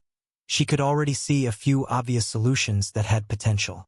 Controlling her charm could be as easy as raising it only another level or two, or now that her dark magic was at the 9th level, if she was able to awaken it, then there was a good chance it would combine with her charm to give her the control she wanted. As bad as things seemed, it wasn't like there was no hope, but the unknown stopped her from pursuing either path. What if I try and it still doesn't work? What if my worst nightmares come true here and it just keeps getting worse forever? Not knowing what she should do made it all the harder, but she couldn't keep herself from dwelling on it, especially when there was a choice that she'd been putting off that was going to deeply affect her if she made the wrong one, and she forced herself to get to it, touching the job crystal hanging from her neck to feel the weight of her decision. Available jobs: Queen of Mana, Musician, Professional Dancer, Bard. Darkness Mage Charm Specialized. Healer. Dark Mage. Staff User. A Master Adventurer. A Homunculus Creator. Chimera Maker. War Mage. Crystallization Mage. Empathy Mage. Barrier Mage. If she was going to try and push ahead in the hopes that she was only a few levels away from the control she wanted, then it would make the most sense for her to pick either Dark Mage or Darkness Mage, but either option would have a permanent impact on her if she completed it. If she tried to raise her charm and was wrong, there'd be permanent bonuses going to it, making it so it would go up all of the faster and forcing her to live with the consequence for the rest of her life. I don't want to risk it. Admitting it to herself only left her feeling worse. It made her feel like a coward, unable to take any decisive action to make a change in her life, and left her without any clue on where to go from there. She didn't know what Magic's War Mage would give bonuses to, so it was automatically out, along with Master Adventurer, which she knew would give bonuses to all of her skills. Both Homunculus Creator and Chimera Maker were both too specialized for her to want to go with, considering how poor her skill was on both of those fronts, and Healer was too low in class. If she took it while she already held an Awakened Life Magic, she'd likely finish it after a few hours of work at the clinic, tops, leaving with the same decision to make all over again. Beyond that, she wasn't tempted by any of her non-magic jobs, leaving her with only 4 options: Queen of Mana, Crystallization Mage, Empathy Mage, and Barrier Mage. Of them, the first was a clear no. Even though all of them would raise her mana, even though regardless of what she picked, her massive mana pool would still grow even if she stopped casting spells altogether, she didn't want it to increase as fast as that job would make it, when that might only make her charm more powerful. With the last 3, she scratched off Empathy Mage as well, for the simple reason that she seemed plenty compatible with the magic already. She only needed to get to the 5th level of the skill, and she was 1 away. It made more sense to work on the ones she was worse at if she wasn't going to take a better job option, and from there she just didn't care. It didn't matter to her what she went with of the 2, so she chose on a whim and decided to deal with the consequences later. Crystallization Mage. Name Thera Oris. Race. Succubus/Spirit Hybrid. Titles: Spirit Child, Madman's Lover, Spirit Princess, Saintess.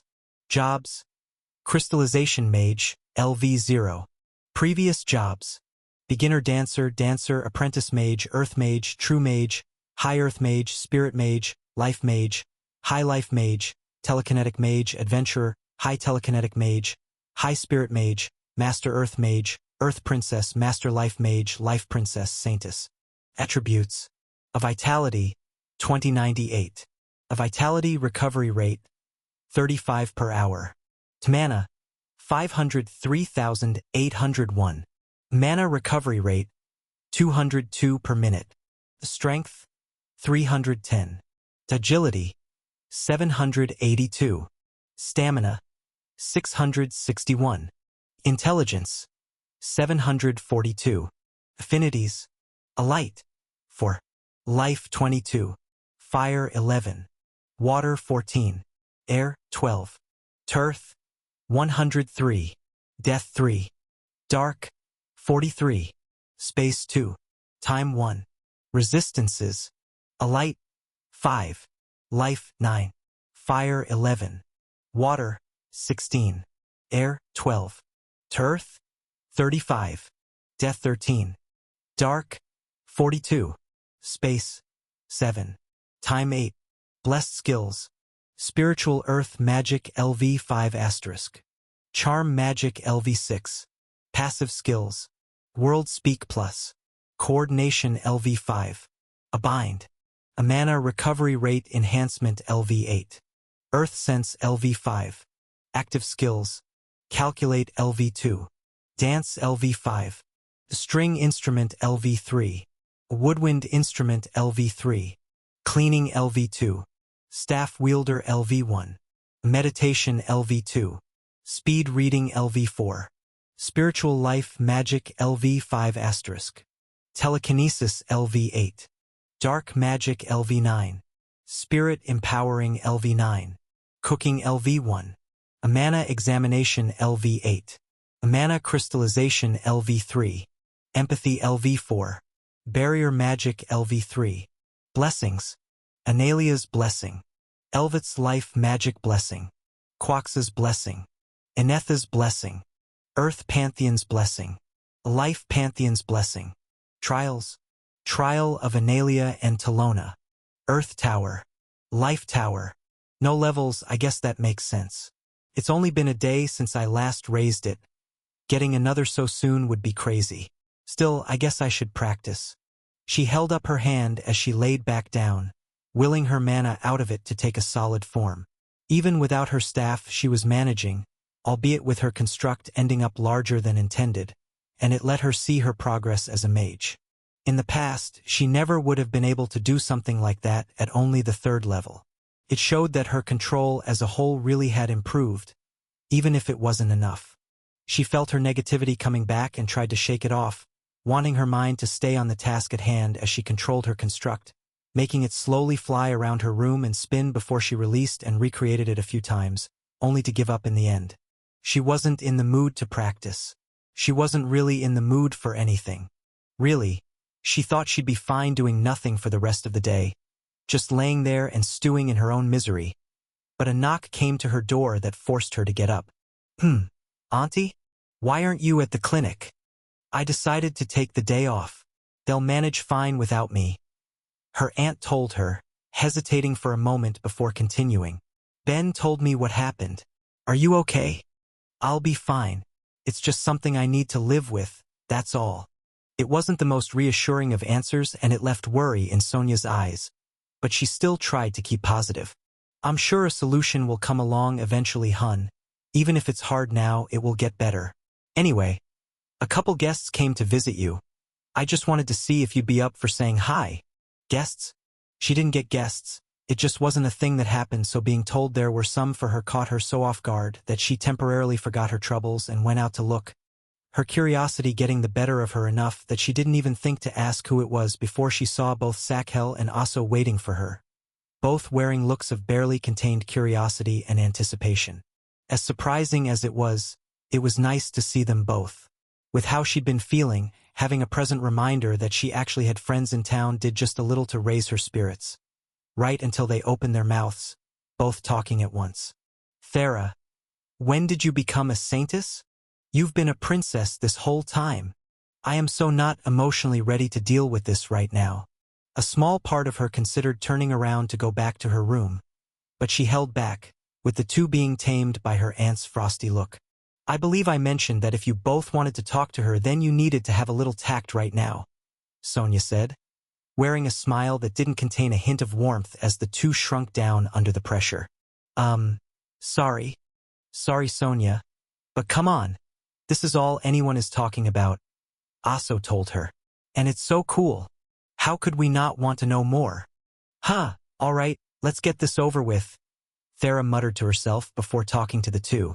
So the saintess title is because some idiot started calling me that while I was treating him during the first wave and it caught on, and I'm not a princess, that's just something the spirits call me. How that had gotten out she couldn't begin to guess. But the confused looks on their faces spoke of a misunderstanding on her part. Wait, so you're a princess to both the spirits and the succubi? Aso asked while Sakhel felt she was getting a grasp of the situation. I guess that makes sense considering who her father has to be. It also explains how crazy powerful you are.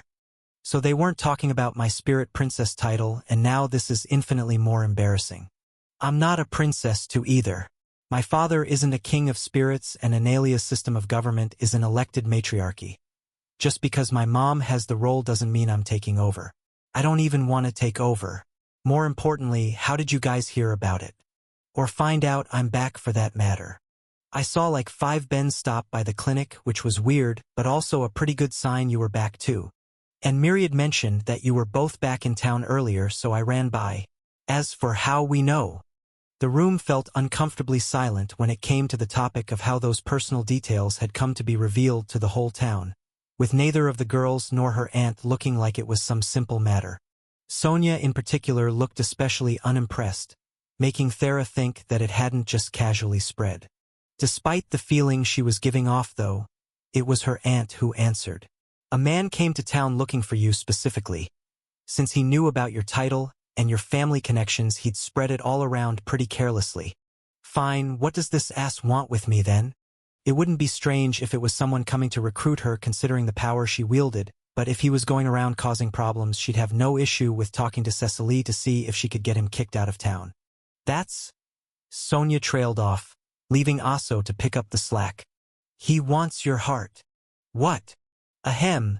I guess you saved him after the first wave, Sakhel explained in a little more detail. He says it was love at first sight and he's determined to win you over. He's been telling everyone. And then Sonia beat the crap out of him. I was just making it clear he shouldn't come near my house. He took nearly a day for the rest of us to heal since you wouldn't help. And it looks like the message came across. If I find out who told him where I live, then they won't like the outcome either. It took a second to process everything they were saying, but once she did, she felt a migraine forming as she finally took a seat, more collapsing into it than anything else. I really don't want to deal with this right now. Do I just inherently draw in crazy people? Dealing with Roan before and now this, what the hell? Don't forget Ben, Aso chimed in. Ben's not. Well, even if he is crazy, it's a different sort of crazy. God's above. I'm really not in the mood to put up with this. So if it wasn't this that has you looking so bad, Thera? Want to tell us what the matter is? Sakhel asked. I wouldn't mind being an ear. She really wanted to help if she could too. Aside from the deep gratitude she felt for Thera helping her achieve her lifelong dream of awakening to proper plant magic, she also wanted to prove herself as a friend in general. While they had their history, Sakhel had been putting in the work to make up for it, and it was something Thera saw enough that she gave in and told the two about what had happened, letting them try to support her when she was so obviously not feeling great. I'm sure you just need another level or two, Aso said encouragingly. With all of your mana, I'm sure we could get you there in a couple months if we try. We could even go out today if you want. I have nothing planned with my usual party, Sakhel added. It sounds fun, why not? Thanks guys, but I really don't have it in me today, she told them, still trying to smile to show that she at least appreciated the effort. Well, do you at least want some company? Sakhel asked her. I have nothing going on right now. Me neither. Plus, this is my first time here. Don't kick us out yet. Do I want some company? A part of her wanted to say no, to keep stewing in her misery, but she couldn't deny that having them there was helping to raise her mood just a little. Aside from the news they'd brought with them, it felt genuinely nice to just sit and talk. It had the air of normality that she was so afraid of losing. But if I am going to lose it, shouldn't I at least enjoy it while I can? Sure, having some company might be nice, she told them. In that case, want to play some games or something to pass the time? Sure. But do you have anything other than Lomage? Aso asked. I freaking suck at it. Or my dad's too good. Either way, I never win. Other games? Yeah. Plenty. She looked in the corner where everything Ben had made them to play over the years was stored up. Both traditional games from his world, along with magic ones placed on enchanted slabs of diamond. All of it was novel though, and she couldn't help but be just a little interested in the reactions they'd bring. It wasn't surprising they went over so well as a few hours passed. The ones from his original world had a novelty to them, and the enchanted ones were just different from anything else that could be found in town. Leaving the two enthralled while her aunt got them some snacks before quietly digging into a book to the side, enjoying getting to see her niece being part of a happy environment. These are so cool, Aso told her between rounds as she fiddled with a crystal tablet. You've been holding out, Thera. Why have you never had me over when you have stuff like this to play with? Where can I buy one? Wait, dumb question. Do I need to put in a custom order, or does Ben just have these ready to go at your uncle's place? You'd probably have to put in a custom order. I don't think he's actually too worried about selling them since he's mostly just using them as a form of practice for his work. What about the cards? Sakhel asked after enjoying a few of the different games there were to play with them. I could see these being nice to bring along for any longer trip to pass some time. Probably also a custom order. I don't think he has anything like this pre-made in my uncle's store since it's not really blacksmithy, she explained. If you guys want, we could go check with him? She said she'd go visit today anyway, so there was no reason not to, and after some time had passed her mood had improved enough that she wanted to go out to get some air anyway. but the two with her looked less sure. You sure, Thera? Aso asked. We might run into that guy if we head out. PFF, I'm not gonna stay inside just to avoid him. If we see him, I'll turn him down so I can get it over with. Well, if you're sure. I am. Come on. I told Ben I'd visit anyway. With the decision made, the three of them got up to leave and Sonia moved to join them in the end. Still worried enough that she didn't want to leave Thera and had her choice validated only a couple minutes into their walk as a man approached them, holding forth a bouquet of flowers. So I guess he's been hanging around the area, Sonia said, sounding severely unimpressed. I must not have been firm enough. Thera didn't react to her aunt's words. She was too busy looking at the guy walking towards them. His body was covered in blue marks, almost looking like tattoos that were enhanced by piercing silver eyes. This is the bastard who got me the Saintess title. Felt weird to be annoyed about. By all accounts, it was an excellent one, but it carried a certain level of expectations with it that she simply didn't want to have to deal with. Still, she decided she would be as polite as she could manage. She wouldn't hold it against him since it was genuinely handy, and she would deal with his crush maturely, so she could get on with her day and life. Beautiful Saintess, you wouldn't believe how hard it was to find you, he told her, exuding confidence as he held forth his flowers. You may not remember me, but you saved my life, so let me devote it to you. When I first opened my eyes and saw your golden visage, I knew I wanted to take your heart as much as I want to give you my own. Bit of a corny spiel, she thought, not taking the flowers but becoming more aware of them now that he was so close.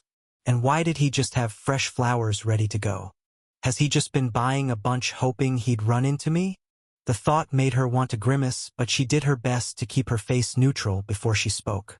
I appreciate the sentiment, but I heal plenty of people and am in a committed relationship. Thank you, but I can't respond to your feelings. She felt the eyes of random people on the street watching the exchange, and it made her regret leaving at all. No doubt plenty of them were thinking she'd gone and charmed another just like Roan, and though that wasn't the case, they didn't know that, so it was all but certain the rumor was going to spread. That is, if it didn't already spread everywhere. He's been here for how long telling random people he's in love with me? I'm so not in the mood. Still, she thought she'd done a good job letting him down. She was polite but firm.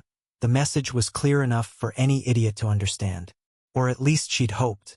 I assure you, I'm far more determined than whoever you think you love, he said boldly, reaching a hand to her and making her take a step back as everyone else with her moved. They'd been on their guard when he'd walked over, but let Thera handle it right until he didn't accept her answer. When he reached towards her, roots burst forth from the cobblestone streets, wrapping and trapping him in the same moment her aunt got his hand in her own, crushing the bones in it as she squeezed thanks to just how high all of her attributes were. Aso wasn't as quick to attack given her magical options, but she did keep a fireball hanging in the air, the threat clear. Just as suddenly as they'd struck, the various passers-by were suddenly a lot more concerned about looking anywhere else. Sonia was a beloved member of the community, and both she and Sakhel had come back to town as awakened skill holders. Add in that Aso was the clinic head's daughter, and everyone who saw anything decided that whoever the man was that had been going around looking for Thera, it was a him problem. Thera, in no way having expected to see such a quick and violent reaction, ended up being the one who had to try to calm things down while the man insisted on trying to keep up his confident look despite the pain. Okay, everyone, calm down a bit. You no touching me. Auntie, can you heal him quick please, and then we can get this over with? Now, whoever you are dash. Sweet Thera, you'll find my name is dash. Don't care. Listen, I get it, I'm sure you think of yourself as a romantic guy, but there's no such thing as love at first sight. I love my boyfriend. Our relationship is something that's been built up with care and time and withstood plenty of struggle. There's nobody I trust more. You won't be able to get in the way of that, so please just leave. I can't give you what you want. She was aiming to be more firm than polite now, but it seemed that the man before her was insistent on not getting it. Even the strongest fortress can fall, he told her confidently, looking cocky as if he hadn't just had his hand broken moments before. I've heard plenty. I'm sure your smith is more than impressive, but a fine woman like you needs someone who can protect her with the state of the world what it is. I'll prove to you I can be the man to do it, and you'll never be disappointed. Okay, I hate him. She could feel the others by her side ready to beat him up some more, but she didn't want to have to deal with that. She wanted to be able to go on with her day as fast as possible and hopefully never see him again. So she didn't answer his comment. Instead, she looked around to find exactly what she'd been hoping would be nearby. A spirit. "Auntie, do me a favor and keep him here for a minute," she asked as she walked over to it, seeing its affinity matched what she was looking for as she spoke to the earth spirit in front of her. "Hello. Sorry. Do you think I could ask you for a little help?" "Princess, of course. What can I do?" Ever since she'd started sharing her mana with them, Thera had been noticing more and more spirits filling the town she called home. She'd always assumed that they were spending time there so she could do just that too, or else thought her presence made the area a central hub of sorts, a convenient meeting place for them since so many were going to be around, but that train of thought was completely wrong. They had decided to be there for the exact reason she'd just requested, to give their princess help if she needed it. Thera, knowing none of that, went on with her request. "There's a guy in town bothering me. I was hoping you could help me get rid of him." As soon as she'd say it, not just she but everyone in town felt a change. A prickly feeling of mana across their skins as the sky lit up in Thera's eyes with hundreds of spirits of all affinities swarming the area, giving her far more than she'd bargained for with the favor she planned on asking. The sky was filled with the sounds of their rage, calls for blood from whoever dared give their princess issues. "Tell us who it is and we'll handle them." "Okay, I'm not looking to see someone die today.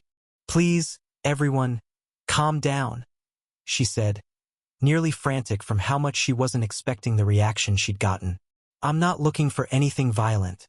I was just hoping a few earth spirits would drop him off in whatever mortal settlement is farthest from me.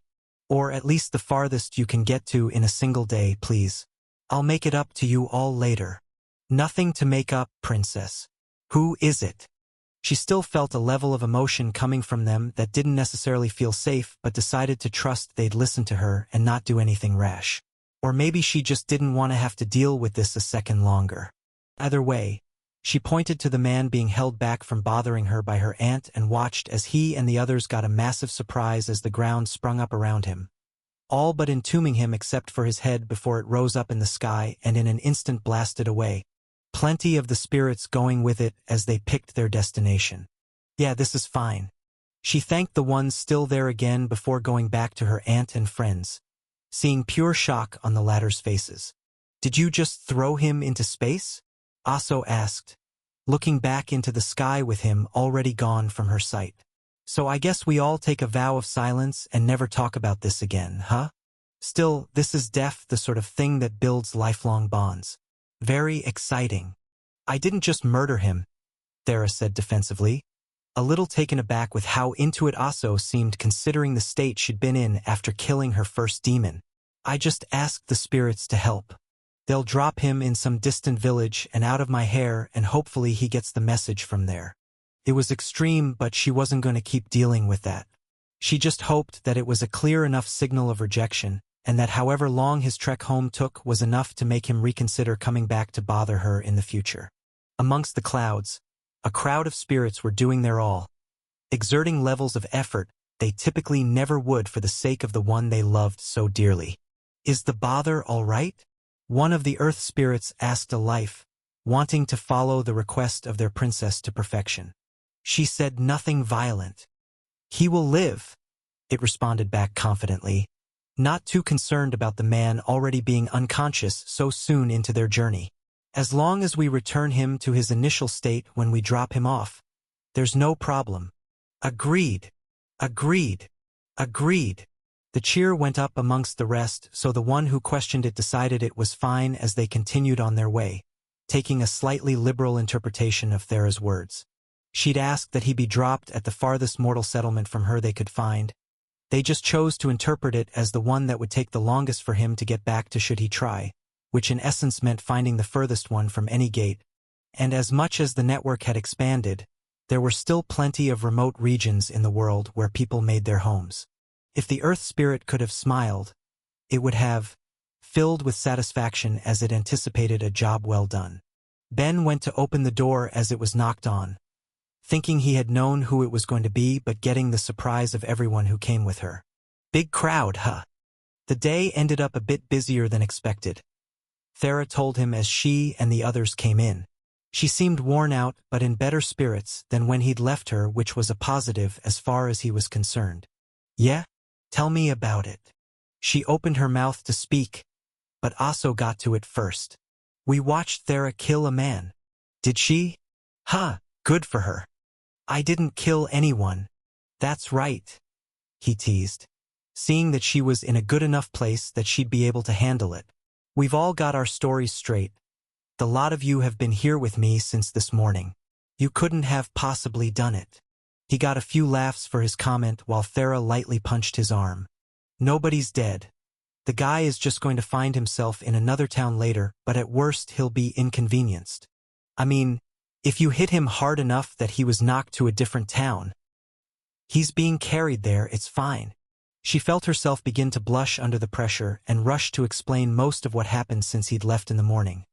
From Aso and Sakhel paying her a visit to learning just how word had spread about her titles and family connection, ending on being confronted by the guy who had done it and dealing with his proclamation. Definitely motivation for my current project.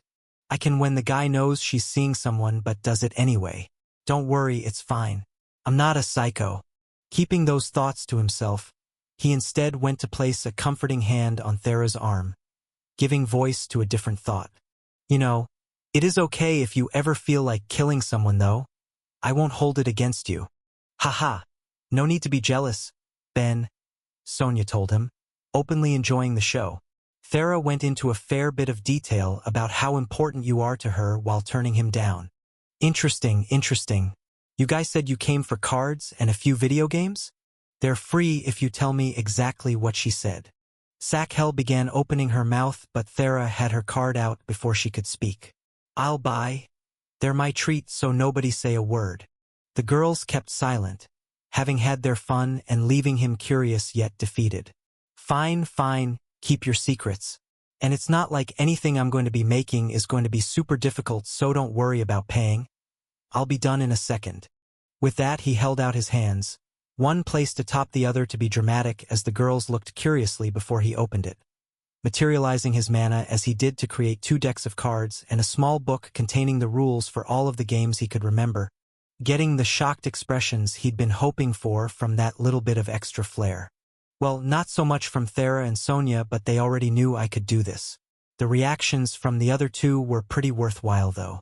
Aso looked largely entertained, not knowing he could materialize his mana, which made it seem more like an impressive bit of sleight of hand that he was way too prepared for, while Sakhel was struggling between that same thought and wondering if he'd materialized it. The fact that he'd helped her make a seed meant that he could, but the degrees at which he was demonstrating the ability were beyond staggering if that really was the case here too. Ben was happy to leave her guessing as he reached out to take just a bit of Thera's supply to refill his reserve before immediately using it again, putting his hands behind his back for a second before pulling them out with 2 diamond sheets he was already enchanting on and handed them over with the requested games placed down. So is this what you've been doing all day? Practicing to go on tour with Greed if you ever get the chance? Thera asked. Ah, I'm glad you asked. Actually, I've been.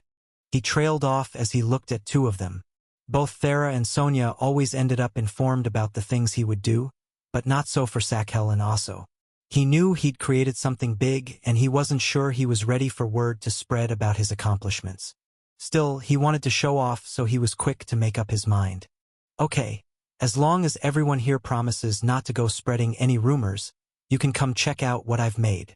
It wasn't hard to get promises from either. Their curiosity was piqued. They knew what Ben was. How could they deny themselves the chance to see whatever he'd made if it got him that excited?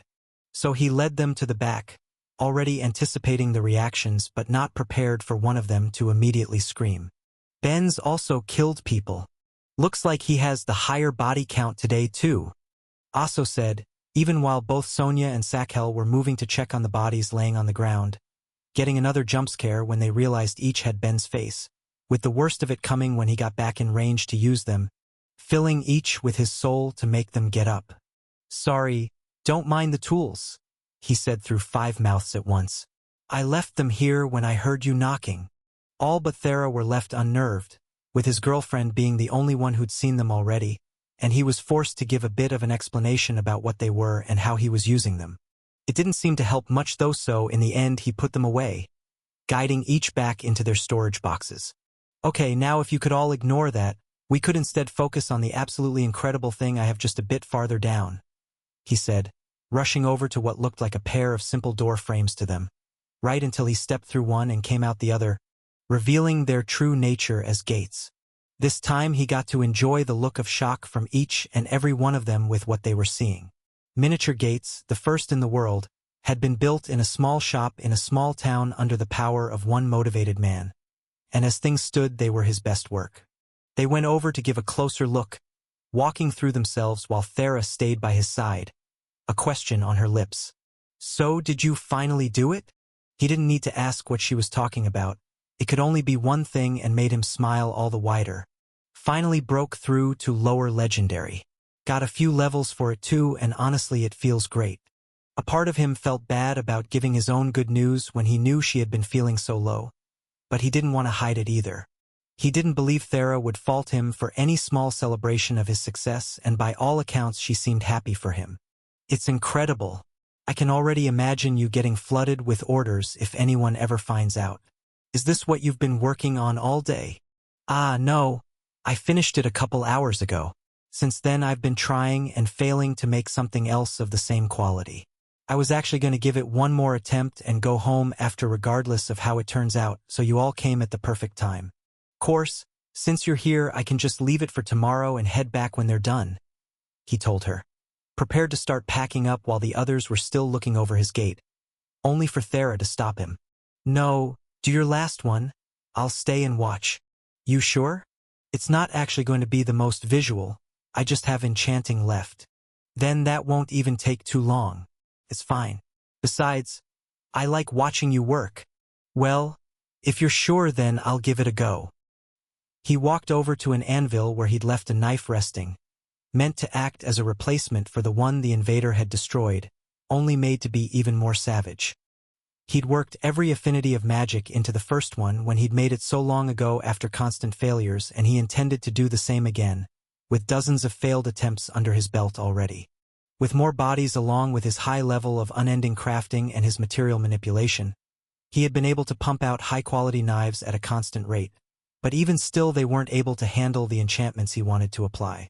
Even after the levels he'd just received, he was pushing the limits of his skill to bring his vision to reality.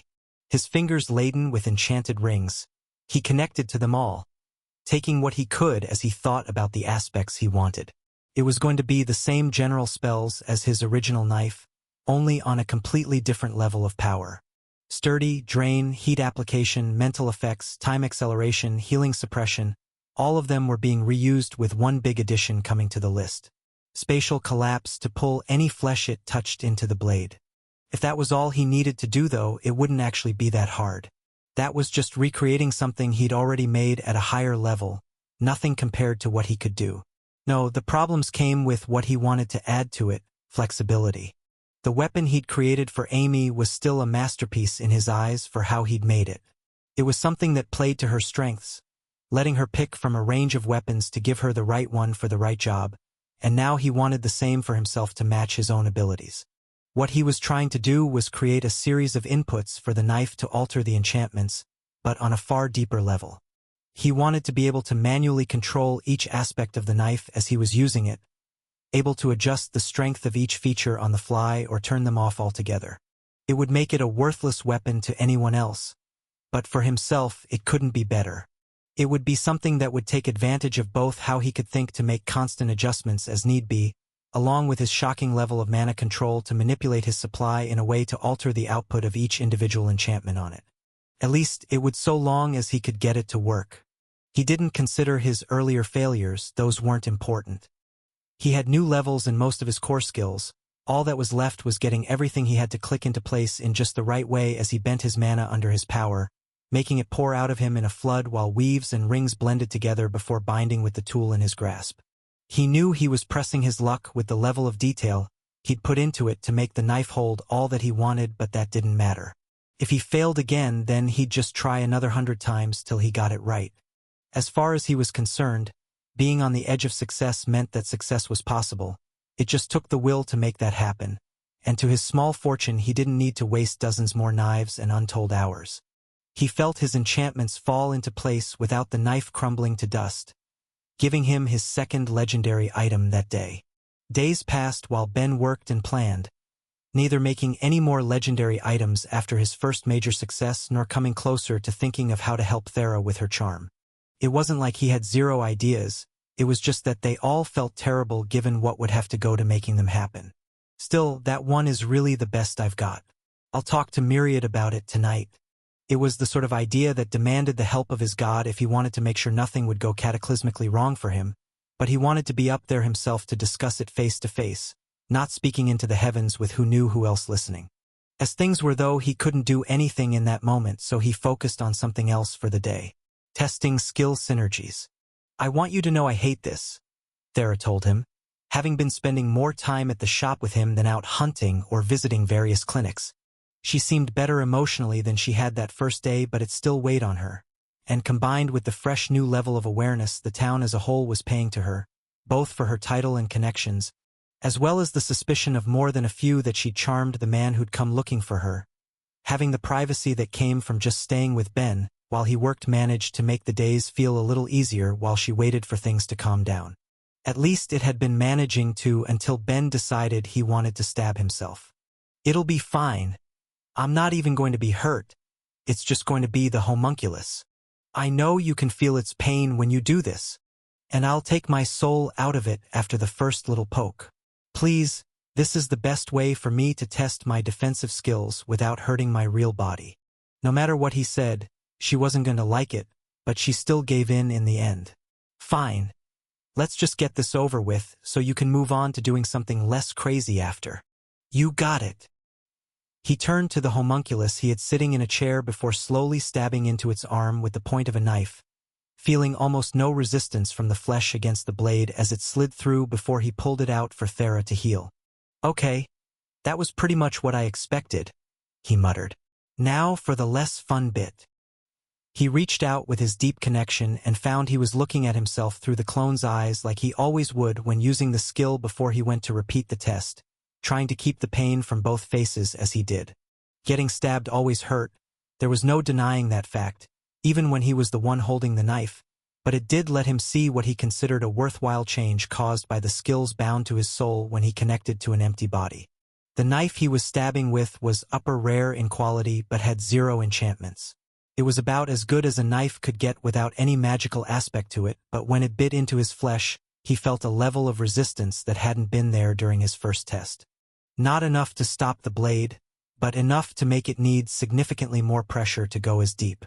As far as he was concerned, that was a win on the right track to leaving him less injured the next time he ran into something, or more accurately implied that his skills were doing what they were supposed to and had been making a meaningful difference in keeping him alive. On top of that, it also suggested a potential avenue to getting a few very desirable skills he still lacked despite all of the things his body would go through, both intentionally and otherwise.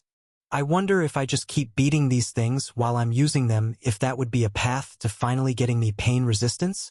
He mused, dreaming of a future where it didn't matter how battered he'd end up so long as he was better in taking the hits that would come, only for Thera to try and dash that small hope. Ben, look at everything that's happened to you. If you haven't gotten pain resistance by now, it might just never happen. That's quitter talk. It's way more likely that I might be super close to getting it given everything I've been through. Who knows? Maybe one more tiny poke is all I need to push me over the edge and finally get that skill. Sure, until it doesn't work and you decide that it's just one more from there, and then another and so on and so forth until I'm left trying to put you back together again. This is definitely the sort of skill you shouldn't be trying to force. MMH fine. Admittedly, the prospect of stabbing himself repeatedly until he got the skill wasn't exactly a desirable one, so he didn't argue more, not when he was already passively applying a fair bit of pain to himself anyway. The magic bands he had on his arm to try and raise his resistance enhancement were far from pleasant. So what's next then? Thera asked him. knowing he wanted to do more and was happy to show the deep distrust she was feeling after that last test.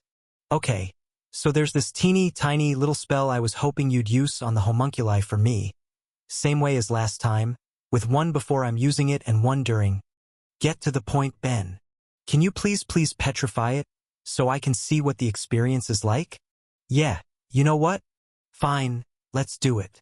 Something about the act just seemed so much more inherently harmless compared to stabbing that she didn't care and went right away, pouring enough of her power into her spell that the clone instantly turned to stone before she concentrated on turning it back, needing a couple minutes to reverse the effects. It was interesting enough to watch from the outside, but even more interesting to experience firsthand as he connected to it, speeding up his thoughts to their maximum potential so he could feel every bit of the spell's effects. From the outside it seemed to happen just as instantaneously, the volume of Thera's mana along with her levels, meaning that the effect showed little difference to anyone but him. His sight sped up with his mind skills enough to know that there was a change of milliseconds, but that didn't compare to the feeling of being petrified. He'd gone through it once before, albeit at a far slower rate, and what it was a slow feeling of his body seizing up, the characteristics of his flesh disappearing under the changing force of stone right up until the connection was broken. As powerful as he'd grown in the abilities he possessed, he couldn't maintain a bond with rock. Interesting. He didn't know how much use that bit of knowledge would have, but he didn't want to discount it as nothing. When he tried to use the souls of imprisoned demons as weapons, he had found out all too quickly that there could be unintended side effects of things. There was no harm in knowing a way to break a connection in case it was ever relevant. So, any other crazy things you want to test? Thera asked him. Or can we finally give these guys a bit of a break? Ha, if I'm not taking a break, then some flesh golems sure as heck aren't getting one either. Besides, even if I can't keep stabbing myself with a knife, it did give me a pretty great idea. An idea he was eager to test. One by one he materialized 5 identical tools, almost resembling his guns but made to serve a far different purpose, with both the small motor and air enchantment each contained, along with dozens of fine needles. He'd never actually seen a tattoo gun in real life, but that didn't matter. He was just basing it off some half-remembered concepts that he had no trouble completing to suit his needs, and pulled out his other 3 homunculi to give one to each before they began using them on each other for one simple goal: raising a skill. They didn't apply ink to any of the bodies, but still had the benefits of piercing each one hundreds of times a second, not creating any true harm, even if it wasn't a pleasant thing to go through. Thera only shook her head in the end, seeing that there wasn't going to be a need for constant healing, and settled down to enjoy whatever conversation Ben had to offer while the rest of the day wore on. "Hey guys, how's it going today?" Ben asked when he made his way up to visit his god that night, seeing a full house with both Helori and Nair there too. "Busy as always," his god sighed. "Your little discovery with Thera kicked up quite the fuss.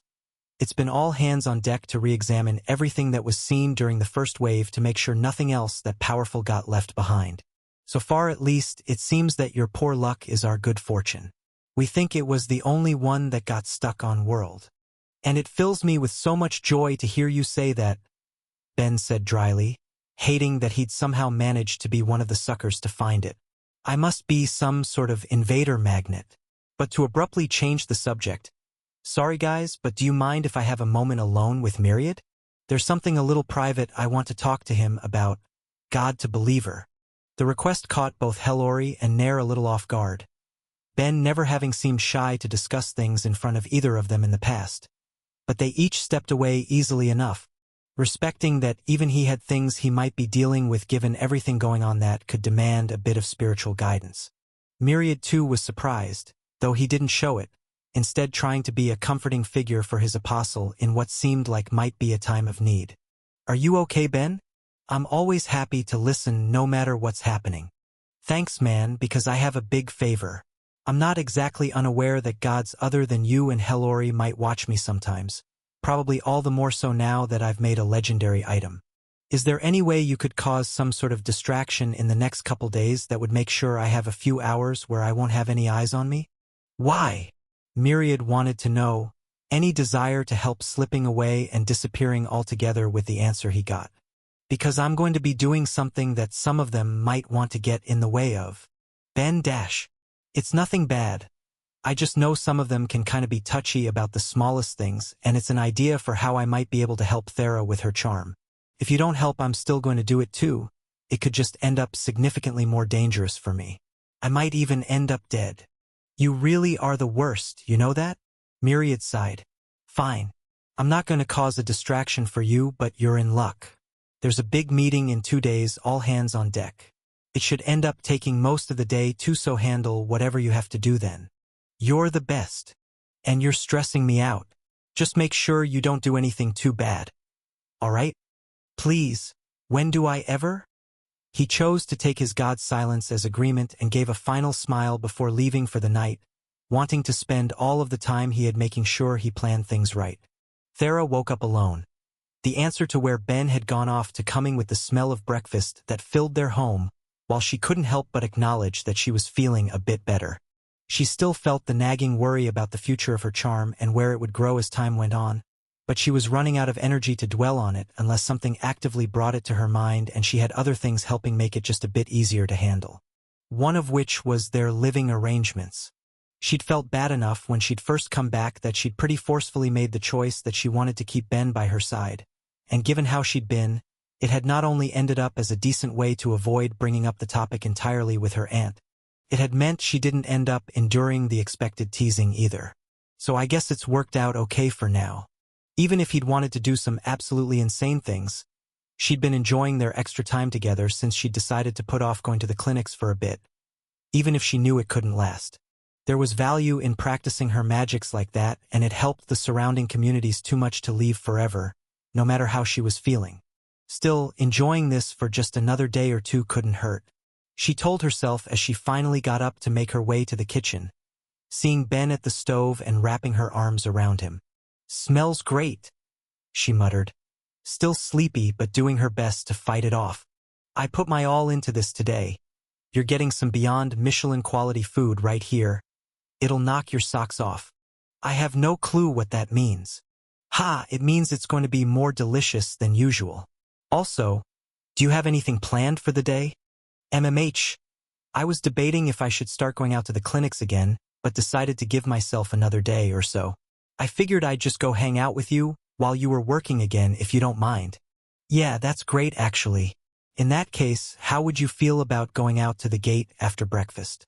There's something I want to do, but then after I was thinking we could go on a date, or see if anyone is free to hang out, or both if we can squeeze in the time." "Absolutely." She felt her eyes light up at the idea alone as she shook off the last bit of sleep clinging to her. She still felt enough eyes on her in Stonewall that she wouldn't deny herself the change of pace when Ben was offering, and the gates provided plenty more potential than staying in their small town could. "Awesome, in that case, there's just one thing we need first, and then let's get to it." The one thing he'd needed had ended up being the miniature gate he'd constructed, which they were quick to pick up before loading it into the back of the cart and flying off to their main stop in Anelia. Admittedly, leaving something like that in her homeland where her mother could access it to bother her at any time wasn't the most appealing prospect to be had, but she understood where he was coming from when he'd suggested it. It was definitely the sort of thing that would give him problems if word of its existence got out, and it was going to be too convenient for their travel to have it sitting safely in a gate city. "And I guess it might be nice to see my family anyway." She didn't have any real worry about her charm affecting the spirits she was related to. It would be shocking if her dad and aunts couldn't handle it no matter how bad it got. But her mother was a different story. As things stood, Thera knew that what she was putting out without her brace would be beating her mother's resistance, albeit only a little. As the queen of a country, there was no way she didn't have the willpower needed to get past whatever effects she might feel, but it still left her uneasy. Plus, there's the whole question of if she would even try to suppress my effect. She thought with a sigh as they hurtled through the sky. As willful as her mother was, Thera knew she could enjoy spoiling her as well when she wasn't insisting on being so playful about every little thing. There was plenty of chance that her effects would be in line with anything Pelania might already wish to do, being just enough to push away whatever little restraint she had. "I guess we'll see." Landing and getting to her family home were both quick, and they got in easily enough, though her mother ended up being in a meeting the moment they arrived, which kept them from catching up immediately. Instead, Ben got to work lugging the gate up the stairs to her room before settling in the parlor to relax. They found Lux there with both Saren and Rit, enjoying what looked like family time before the two of them made themselves known. Being warmly greeted as always and giving the same in return, Thera going to pick up her little cousin to play with before the inevitable came where she'd have to explain just what had happened all over again. Thinking about it just made her tired. Every time she informed someone else about her failings was just a reminder to herself in the end, but it was just something she would have to deal with. Still, really not a conversation I'm looking forward to. She gave them all the rundown by the time her mother was finished and had joined them, wanting to get it all done at once to have it out of the way, hoping that after they could all move on to lighter topics and pretend it never happened. That wasn't what she got, though. The reactions had been intense from both her mother and aunt, with Lux wanting to go out to find wherever Funa was off to try and talk about it while her mom just held her, seeming as emotional about it as she had been at first. It had killed any chance of there being a decent mood after and almost made her wish she'd just kept it to herself in the end instead of ruining the time they had before the two of them left for other things. "You okay?" Ben asked, seeing that all of it had worn on her more than either had been expecting. "Yeah. It's just something I'm going to have to get used to. It's fine." She could tell he didn't like the answer, but there was nothing to be done for it.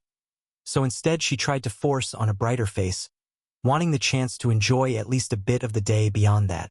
"So what are you thinking then for our date? Gotta excite me here." "Ha! I'll do my best, but I didn't do much in the way of plans. Wanna try going through a random gate and see what any new city has to offer? After we could try bothering either Steph and Will or Amy and her harem for dinner. Pretty sure it's Jake's harem since the two of them confessed to him." "Yeah, but Amy's clearly the one in charge. Plus, Yuzu loves her too. Maybe it was Jake's at first, but he's lost that position." It had turned into a silly conversation by the end, but it was exactly what she needed at the moment. "PFFF, haha. Well, let's try Steph and Will first. I feel like we don't see them as much, so it would be nice." "Sounds good. In that case, let's go." His dumb comments had done just enough to amuse her that her other worries were left forgotten for the time being, letting her enjoy their day together with all she had. "Relax. I'll give you the finer details in a few days, so for now go fulfill your godly duties." With his god giving him the heads up, Ben put down what he'd been working on in the shop and stepped through his new gate, bringing his clones along for the ride as he came out the other end in Thera's old room at her family home. When they'd visited only the day before, she'd made sure to tell her mother and aunt about it. Neither of them could leave something like that there without providing any sort of heads up, and it was already showing its worth in letting him travel as he passed by the various staff doing their work before leaving to make his way to a proper gate to get through the network and arrive at his real destination, the Magic Towers. He was going to make his way to the library eventually to do a bit of research, but had a different target first, which led him through some unfamiliar streets. In his time there, he'd explored only a little but had a good enough idea of the city that it didn't take too long to find his main target, their branch of the Adventurers Guild. Going there was the first step in what was sure to come off a slightly insane plan to help Thera, so he put on a confident look and let himself inside, taking it all in as he did. Despite it being less relevant than the Stonewall branch, what with the city being in a fairly safe location given its importance with no long stretches of woods where monsters of any sort could hide, the building was far bigger than the one he was used to dealing with, along with having a tidier interior to go with it. It seemed it wasn't uncommon for the people of the city to act as adventurers by taking advantage of the gate network they had, letting them go to hunt or gather out in the wilds for whatever they needed, either as a way to earn some extra pocket money or else train their skills. Just looking around, it was clear enough that the vast majority there were mages, which made sense given the city he was in. But that's not what I'm here for. He ignored the crowd taking their quests as he waited in line to get to the counter to talk to one of the staff, his card already out and at the ready. "Well, you aren't a familiar face," the employee told him, giving off a friendly atmosphere. "From out of town or just looking to register? I can talk you through the process." "The first, but I'm not here to take a quest either," he said, showing the mark that indicated he was rank 1 and enjoyed the surprised look the reveal had gotten him. "I'm here to make a request, and I'm more than happy to pay well to anyone who can meet the conditions for it." "Very well, I'll just need the details and then we can work on the paperwork for it." "What exactly are you looking for?"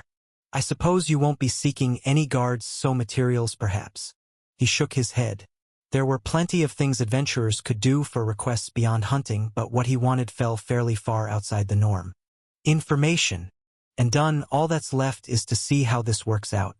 His request had left the staff member stunned, and he needed to do his best to try and make things seem a bit less significant than they actually were, with all there was left being to come back in a week and hope that nobody interfered. If there really was some important meeting going on, then he was hopeful enough that nobody in the heavens had decided to skip out to watch him instead, but he was sure he'd hear soon enough from Myriad if he was wrong. But that also left one more variable that had his eyes on him. The gray, extra-dimensional beings who he knew would peer at him from the confines of their doomed world. While he personally thought he had a good relationship with Quillith, he didn't know how he was viewed by the race as a whole. What he did know was that they weren't just talking to him, though, but many other people and gods across the world. For a second he thought about speaking a small threat in case there were any watching him, saying that he'd cancel his research on the summoning spell if any ratted him out, but decided against it in the end. He would trust that if there were any who saw what he'd been doing, they wouldn't care enough to stop it. And if any of them do decide to tell on me and I find out, I'll just get my revenge in another way. It's a little boring without having Myriad around to comment on my vindictive thoughts. Wonder how much longer he has anyway? His god had told him it was going to be an all-day affair, so combining that with Thera being back to her regular travels and healing, he couldn't help but feel a little bored, even if he tried to suppress it. He wasn't done after all. He had brought his clones with him for a singular purpose: to take advantage of the main thing the magic towers offered once again, their library. He felt eyes on him when he got there, along with the sudden murmurs that came with him. It seemed plenty there remembered who he was, which at least made things easier for him. There was no need to re-explain the purpose of his clones, and he easily went up to the second floor to get to work. It was the second largest, and he wasn't planning on finishing it like he had for the top 3. Instead, he directed his focus, going to read everything he could on the topics of dark magic and enchanting. He didn't like it, but he was planning for the potential failure of his main idea. While part of the research he was doing was in the hopes of finding some way to help Thera improve her control, or else ensure she could awaken her dark magic in a way that it was sure to take in her charm, the main goal was to see if there were any ways he could improve his own skills, namely embrace creation. As things were, he was more than keeping up now. But if her worries of one day awakening to an uncontrollable charm came true, then he was going to be ready to help. His last visit had been basically without purpose, just absorbing as much knowledge as he could. But this time he had a goal. With an even faster mind than the last time, along with a higher level of his magic. He was going even quicker than he had before, with pages moving in a blur while he and his homunculi went from shelf to shelf, taking everything that Floor had for his 2 magics of study and making them his own as the hours wore on. It almost made him feel bad for the mages around him doing their own reading in whatever attempt they were making to refine themselves. At most they could flip through promising titles, hoping to find something that would make them more than they already were, but Ben was unrestrained. Given enough time, he would learn everything the library had to offer, taking it all in to be used in whatever way he saw fit. With the last shelf finished, he gave one final look around that floor, promising himself that he'd come back to finish it up in the future when he was less busy before returning to the first, and the biggest area by far. Considering that the first floor technically included multiple multi-story buildings around it, even the 2 topics he wanted to read up on had the potential to take days or weeks compared to the hours he'd already spent. Not that he cared. At least for that day, he would finish as much as he could in the main location before deciding on if he'd need to go back on another. And if I am going to come back, then I really should see about making another minigate. Let's see, maybe if I'm super nice and sweet, I could talk Killy into letting me store it in her office or something so randoms couldn't use it. Or worse to worse, I could just buy a small place in town. Either way, it would save me the time of having to pass through Anelia whenever I want to get here. Ha! Look at me, I've already reduced my travel time to less than an hour and I still want to make it shorter. He couldn't deny it would be useful though, so chalked it up as something to consider later. For the time being, he was going to get what he needed and then get to work to see if he could put anything he'd learned into practice. Alright, of it all, Test 12 showed the best results. Now to just redo it to its full potential to get the maximum effect. MMH, Ben? Thera asked as she woke up, still groggy and trying to rub the sleep from her eyes. Is it morning already? Ah, no. Well, I mean, yeah, but you can sleep a bit longer. Sorry if I woke you. Sokai, I can get up. Want help with breakfast? Sure. In a bit, I just need to finish up here. She was too tired to notice his hand on her brace, so she didn't pick up what he was doing. The same thing he'd been doing all night. Combining the various awakened skills he'd gotten on rings with the library of knowledge in his head. He'd spent the night testing enchantment configurations, trying to find the optimal one for getting the best results he could as fast as he could by utilizing both his unique mental structure as well as resupplying himself with Thera's mana so he wouldn't need to slow down or stop for breaks, same as when he'd been constructing gates throughout the world. After dozens of such tests, seeing some that worked better and some that were worse, he'd finally settled on the best configuration, one he was just about to tell her about until he noticed she'd already fallen back to sleep. Ah, she really is too bad with mornings. I guess it's just good she manages to wake up on time in general. He let himself watch her sleep for just a little longer, enjoying the peace that came with the morning before it was time for him to start his regular routine as he got up to make breakfast. He decided to aim for something simple yet filling, going for a variety of easier dishes to make instead of one big one to draw the two women from their slumber. It meant more dishes to do, but that was nothing he couldn't handle, and it was a nice change of pace from time to time, with everything he had on the go acting as a siren's song, luring the two in. Morning, Sonia yawned out before taking her seat. It smells great in here. It does, Thera murmured happily, just awake enough by the time he was handing out plates to look at him curiously. Did I wake up a bit earlier? I feel like I remember you doing something. You did, and I was. Since I got another level to my enchanting a couple days ago, I decided to modify your brace while you were asleep and test a couple things. The long and short of it is I can guarantee that even if you can't control your charm when it's at the 9th level, you are officially covered for both your effects at a distance and on contact. That woke them both up. Really? Thera asked him, looking at her brace with naked surprise. Until that point, she had been lingering at only a point or two of effect on contact left. Not enough to be a real concern for the majority of people in the world, but still enough of a threat that she wouldn't risk touching anyone. For it to go from that to so fully suppressed couldn't help but catch her off guard. Really, I've gotten the practice I needed for learning the subtleties of my new various skill rings, while I've been trying to make legendary items and combine that with all of the things I'd learned at the magic towers along with my knowledge and thought speed skills.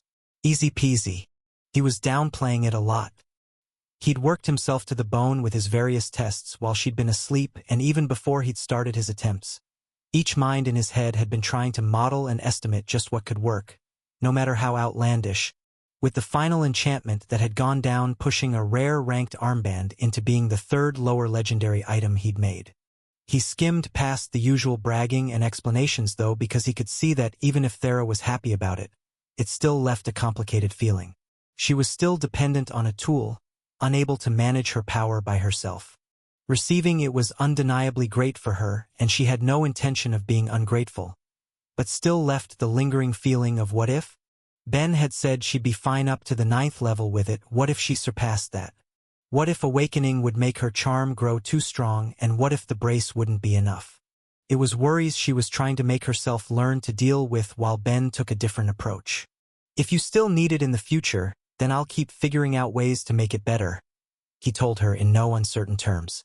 This is the best I can do now, not the best I can do in a week or a month or a year. If you're ever worried about it, just remember that. I will. She could see just how serious about it he was. He'd gotten to that point in his skills by consistently working hard and pushing farther, and that mentality had given him the tools to keep doing so. Whether he was willing to admit it or not, his mind was basically alien compared to a standard human's by that point, being powerful enough to shock gods. It wasn't perfect, he couldn't think of things he'd never consider, but it meant he could constantly work on and chip away at the problem, using everything he was learning to refine the brace enchantment to greater heights. And there's even a decent avenue for learning in town I'll need to check up on today as well. I'll mark that down as a later thing. They only lingered on the topic of how the brace had turned out a little longer before changing topics. Neither Ben nor Sonia wanting to keep it in Thera's thoughts when they were still being conscious of how she was feeling and letting things take a turn for the lighter as they moved on to discussing the coming day instead. I'm supposed to go hunting with Aso later, but I was thinking of maybe pushing it back a bit. Thera sighed. Since you made the gate, I was thinking I should maybe go back to the magic towers to read up a bit more on non-affinity magic, so I can hurry up and get my levels. It was a sentiment that Sonia couldn't help but agree with. I've never been myself, but if you're going I might join you. I haven't actively been learning anything I can do with an awakened life magic. Of course, I'm not sure I'm up for being tested to get to the second floor. It probably wouldn't be too hard for her given her skill, but it was still a roadblock that would take time, not to mention the difficulty of finding anything that would be useful to her personally after she got up there.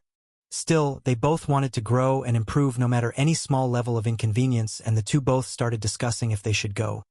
Neither noticing Ben creating piles of books from the raw mana he was taking from Thera until he had a stack 10 high. By the time they had caught on to what was happening, they both just looked at him, waiting for an explanation, even if they each thought they knew where it was going.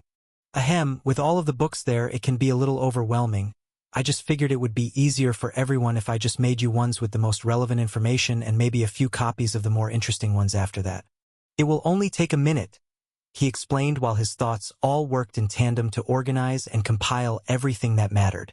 While he could have just recreated a few set books to match exactly what he'd read in the past, leaving them as word-for-word reproductions, he instead wanted to create volumes with a better layout than what so many of the ones he'd poured through had, creating something more akin to the textbooks he'd always dreaded reading back on Earth than the scholarly works of this world, complete with a table of contents and a section for finding keywords at the back. Throughout it, he put tables and graphs alongside the information he tried to make as simple as possible to understand, as well as a few notes here and there for sections he'd seen enough conflicting information on to warrant them, on top of a few of his own ideas he thought might work that just needed the testing of a proper mage. The volumes on life magic were the simplest, only taking 3 and ranging from what could be done with it in its simplest form, followed by awakened magics, with the last ending on the most relevant parts of soul magic. But beyond that, he was making other options too since he started. With a volume for each of the non-affinity branches Thera had, he made 2 covering what a properly awakened non-affinity magic could handle given how much broader in scope it was before he moved in to cover the other branches Thera could handle, making ones that covered both earth and dark as well before making further books that covered the topic of where they'd intersect. By the end, he had 20 volumes he considered to be relevant and worthwhile, not only for them but for any mage who had those magics as a whole. There may have been plenty of areas that could have been expanded upon for academic study, but given the point was to help them learn and develop spells, what he'd created was more than enough. Although I guess there's a few more worth recreating to the letter.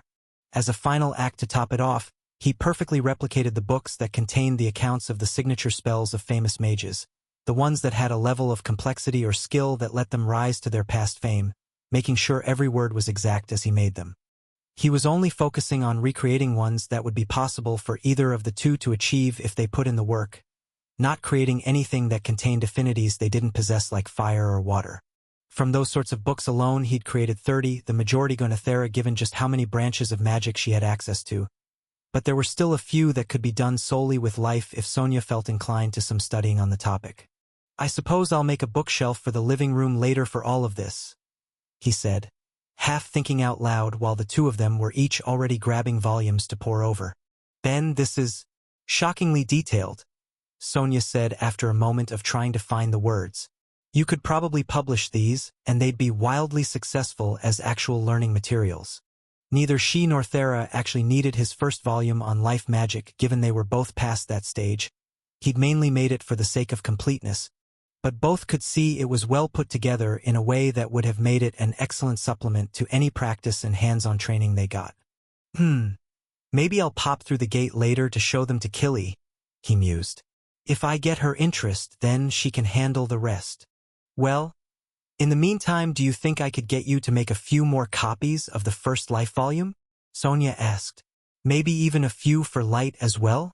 I'd love to hand them out at the clinic to help the staff. Same for me, please, Thera said. If I could take some to give out when I'm going to different clinics around, then I might not find so many in a mess so often.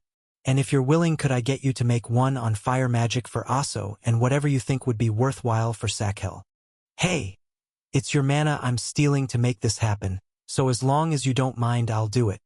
Each book was taking approximately 500 points of mana to make, only possible because he was using Thera's supply instead of his own.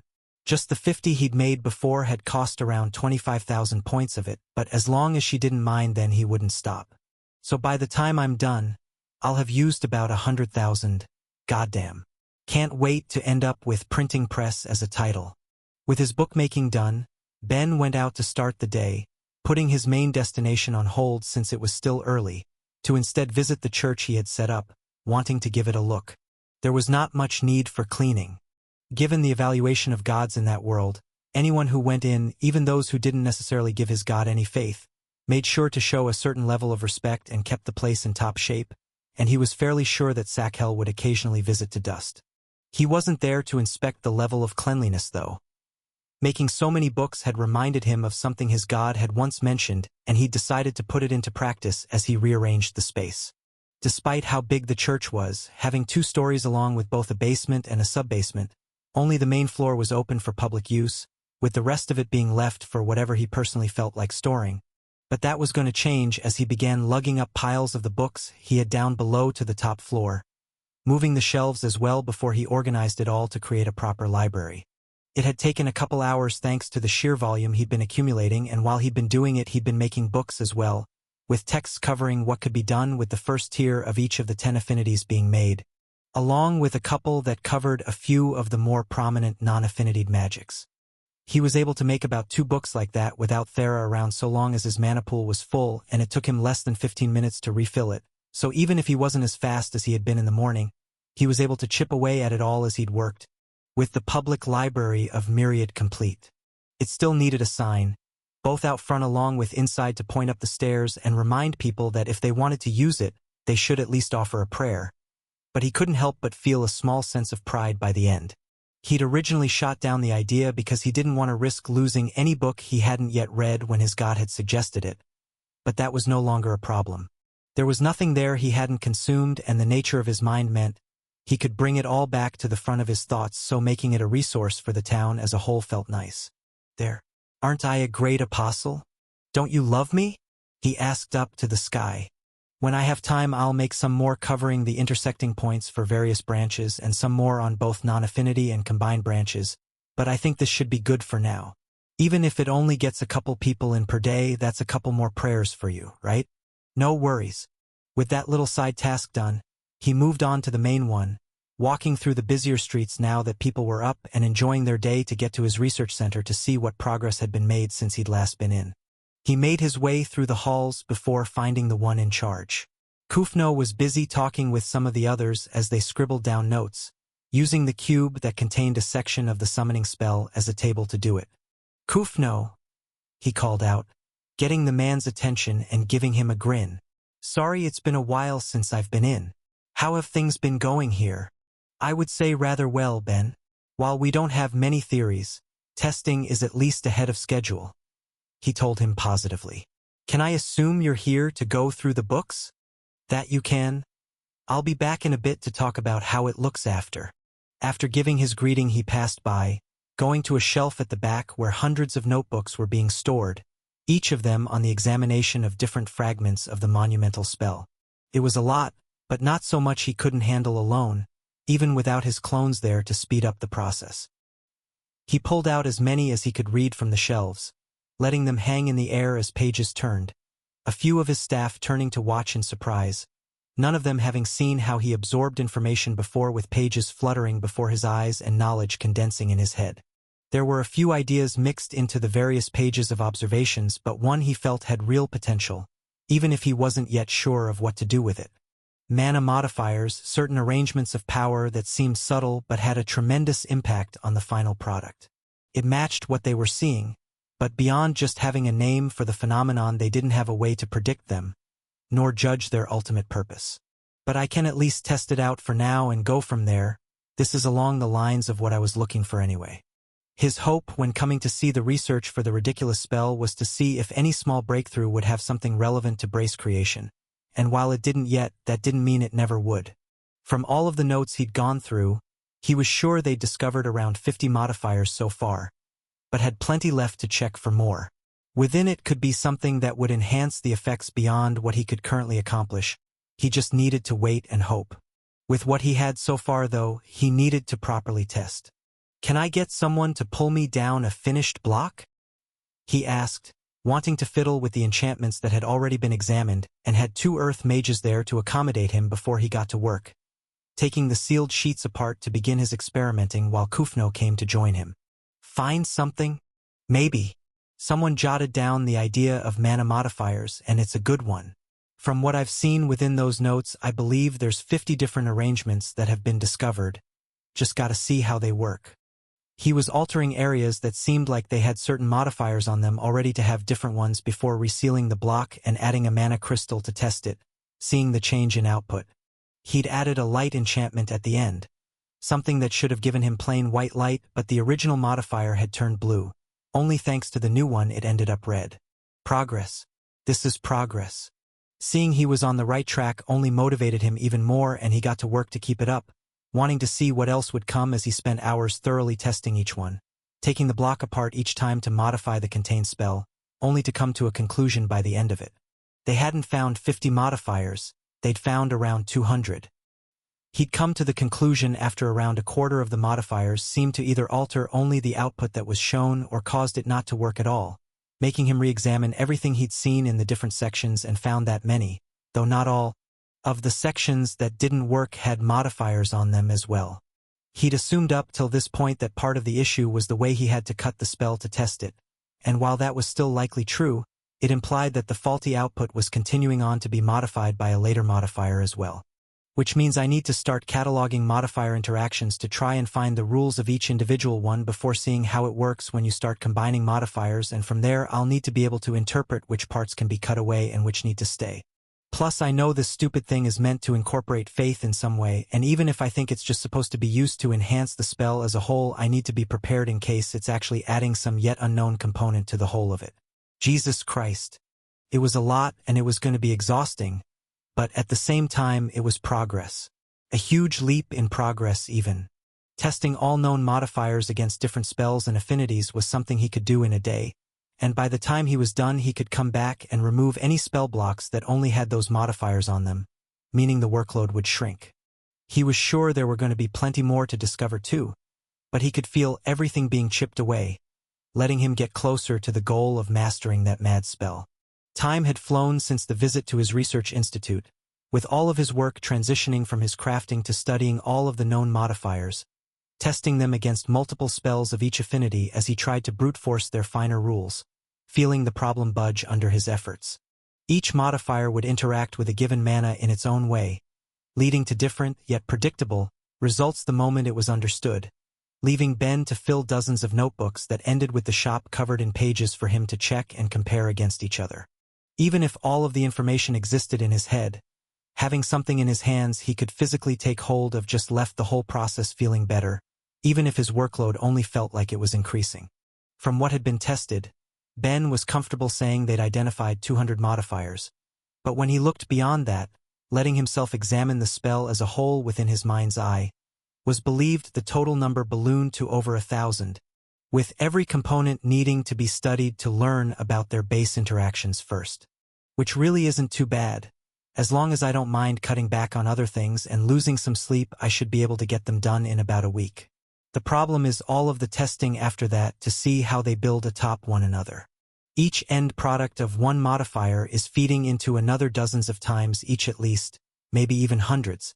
The structure of the spell was complex enough without taking these into consideration, but now I need to also consider an uncountable number of interactions with it. Well, the structural aspects aren't that bad anymore at least, but this is still going to be a ton of work. Okay, planning time.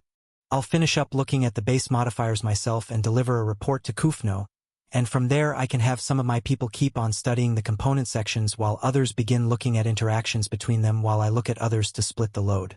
Okay, that's a plan. As big as it all felt, he was pretty sure they were on a good track for progress. That one breakthrough may very well have wiped years off of how long it would take to decode the spell. They'd just have to keep chipping away at it, with it becoming one more thing that he'd be fiddling with constantly in the back of his massive mind. If he didn't always have so many projects on the go, then it would have deserved a place at the forefront of his thoughts, but for the time being he had other things he cared about more and went to pursue them, stepping through his gate to make his way back to the magic towers. He knocked on the door of Killy's office. A pile of books in his hands, he was ready to show off when he was called in, getting a tired smile as he came. "Ah, Ben, I wasn't expecting you back in the area again so soon. Please, take a seat. I had some things to do in the city and it just so happened I wrote some books. Was wondering if I could get your opinion on them." She eyed the stack he'd been carrying as he slid them over to her before she began reading through, finding 3 well-made volumes on life magic with one on Earth. While she wasn't able to read to the same extent as Ben, her skill gave her plenty of aid in that regard nonetheless, letting her finish them all in a few minutes and looking impressed as she did. "As far as foundational books go, these are excellent. Should I take it you're looking to publish? I suppose I originally made these for others, but they suggested it could be worth putting out." They were right. This would be an excellent study guide for anyone. "I'm tempted to get your 3rd volume to the young soul mage now given how well the topic's been condensed. Should I take it you have more for the other affinities?" "I can," he told her, materializing a 2nd volume for Earth to cover the awakened form as well as a 1st volume for Fire, getting to see just a hint of surprise for his little display of power as a reward. "Any areas in particular you want to write up on? I'll happily take any you're able to make. I can handle having them published for you if you'd like. Since I can verify the quality, that should save you some time getting paid out by the Mages Guild." Sure. One thing though, I'm not registered with the Mages Guild." That got him a surprised look. "You have an awakened magic. It's just never come up," he shrugged. "I've always gone through the crafting guild for my stuff other than the one report I submitted here." "I see. Well, I suppose there's not much they could offer you personally, but if you stop by the local branch later, it will make things a bit easier on you. Give me a minute." She pulled out a piece of paper and scribbled a quick note, marking it with a seal before handing it over to him. "Hand this in at the front desk and you'll have an easier time getting registered. Not that you'd be declined, but compared to the other guilds you're a part of, they usually have a longer application process, so it will save you a bit of hassle." "All right, thanks. Since I'm a bit low on mana right now, I'll come back with the other books later. But before I head out, there was one more thing I wanted to talk to you about, if you don't mind. It's what I'm here for. How can I help?" He went on to explain Thera's problem, hoping that someone who by all accounts was likely to be the world's foremost expert when it came to the topic of magics, along with being one of the smartest people on the planet, might have a solution that he was missing, only to receive the same advice he'd gotten from the gods with no way he could improve the odds. It was disappointing and she could see it in his eyes, so she did offer another avenue he could take for finding anything and led him out to the main building, up to the top floor where her student was sitting, buried in a book. "Feel free to make use of him," she said, grabbing Verbum's attention and making his eyes lock on Ben. "Oh damn, Killy, what are you offering me up to do now? Don't be dramatic and just help Ben a bit. Interact with the system and bring up all information on charm." Seeing where this was going, Ben connected to his fellow Otherworlder, watching as his vision filled with countless words for him to go through, the information already scrolling for him to read as he started to take it all in. "Feel free to go a bit faster, man. I guarantee I can keep up." He didn't know what parameters could be used to narrow it down, so he contented himself to read as much as he could of what was available, taking it all in out of the hope that he'd find something. Well, that was a bust. With the time he had, Ben had read the equivalent of hundreds of books of information on the topic, everything the system had related to charm, but that meant there was way too much. Attached to the souls of everyone on the planet, along with a galaxy of demons beyond it, that meant it was always watching and learning, gathering information as it grew to greater heights, even if so much of it was worthless. He didn't need to know about the subtle differences of its effects across species or its impact on a given environment, nor the thousands of other topics he'd just read up on in Verbum's mind. He just needed to learn how to render it harmless. Which means I'm probably really going with the only option I could think of. Huh? I guess it shouldn't be a shock it's come to this. He was willing to do whatever it would take to solve this, but the more he researched, the more he felt sure that there was only one true avenue for him to go down to make it happen. And with that clear in his head, he opened the door to the Adventurers Guild where he'd made his request only a week earlier, and went up to the closest member of staff to show off his card. "Hi, I'm the one who requested a meeting with anyone that could be found who'd challenged the Dark Tower. Do you have everyone ready for me? He was taken to the back where he'd been expecting to find maybe 10 or 20 people, just a few parties who'd challenged the tower and lived to tell the tale, but he'd been too pessimistic in his estimate, instead finding over 50 in the back room where he'd been lead, all of them waiting thanks to the reward he'd been willing to put up to draw them in. His request had been simple, offering a small fortune just to talk with anyone who'd gotten to at least the second floor, with anyone who'd completed the top getting triple. It was a draw none could deny, even if it felt a little strange to all of them. Anyone who took on the tower knew they wouldn't be able to talk about it, the covenant on then suppressing information from getting out, but then, most people didn't worry about their memories being read. They all thought they were there to give little bits of general advice that could get through, maybe say the levels they'd been at when they attempted it and how far they'd gotten, as well as party size and composition. None of them had been expecting the person who'd hired them to just take a quick walk around the room, reaching into their minds to take what he needed before holding out his card to offer payment. All right, thank you all for swinging by. You've each been a big help, except you 5 at the back, he yelled out, pointing at one group in particular. Don't think I don't know you came here thinking you could lie your way into getting the reward without ever setting foot in the tower. Scram before I complain to the guild. It wasn't surprising that anyone might try and cheat given the money that was on the line, but they hadn't expected to be called out immediately when everyone there should have been kept from revealing anything that would keep their lack of knowledge from giving them away. Ben's frosty look did the trick though, freaking out one of them enough that they did what he said, with the rest following suit shortly after, not having it in them to defend themselves when one of them had already folded. Of course, Ben was still going to tell the guild about them. Going through their minds had given him their names, ranks, addresses, and more. It didn't matter how rich he wasn't going to look fondly on someone trying to steal from him. Everyone else just watched in confusion at the quick exchange, none of them knowing what had happened or how he'd known that, with many of them concluding that it didn't really matter. They were each getting paid for something that had ended up taking a lot less time than they'd expected. If he was willing to part with his money like that, then it was enough for them. Myriad sighed in his head. Excuse you, I've been thoroughly challenged each time I've done one of these stupid things. I don't think I've been through one where I haven't almost died by the end of it. They freaking suck. It's the best option I can think of for helping Thera. And you know what? Besides that, I want to win.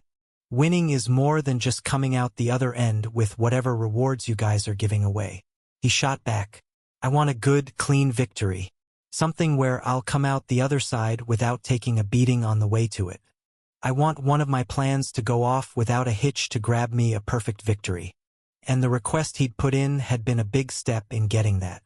Of everyone he'd just read the memories of, 12 groups had reached the second or third floor before quitting while 2 had gotten to the top. Add in what he'd seen in Jake's memories of it back when he was trying to cheat for the Life Tower, and he had a broad idea of the many floors it could contain. If he was lucky, all of them even. He doubted the gods would have gone to the effort of making sure that there were just as many options for the second half of the tower as there were for the first when so few would be making it to the end. He wanted to believe that the 3 different options he'd seen could be all he'd need. Of course, I have a few more ideas that I could put to work too, but we'll worry about that later. For now, Myriad, what are the odds you could score me a quick meeting with Anelia?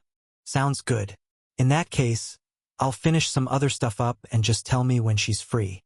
With the bit of extra time, he went to find the Mages Guild, handing over the letter Killy had given him when he did and answered a few more questions on top of it to gain a new mark on his card. It seemed that it almost met in the middle of both the adventurers and crafting guilds.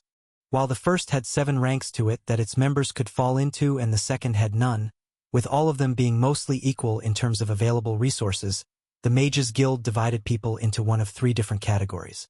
Holders of first-tier, second-tier, and third-tier magics, meaning he'd been registered as a second-tier mage. It sounded like there were a few benefits to it, but nothing he particularly cared about. Any part of him that was magic-related was there because it was a part of his identity as a craftsman, and given that the library at the Magic Tower had a completely different system that he was already at the top of, he didn't really need anything they could provide short of their ability to publish anything he wanted to put out. It was a nice benefit to earn a bit more money, but nothing he expected to put too much use after all of the magic books he was going to give Killy were put out. Of course, it's going to be a lot. Let's see, while it makes sense for me to put out the volume for soul magic, there really haven't been enough people who've reached the 3rd tier in the other branches for me to make volumes for them instead of letting people read the earlier records with it. Meaning for affinity magics there's going to be 21 books total, but I'll cover the common non-affinity ones too to make maybe a couple dozen more beyond that. What the hell, why not?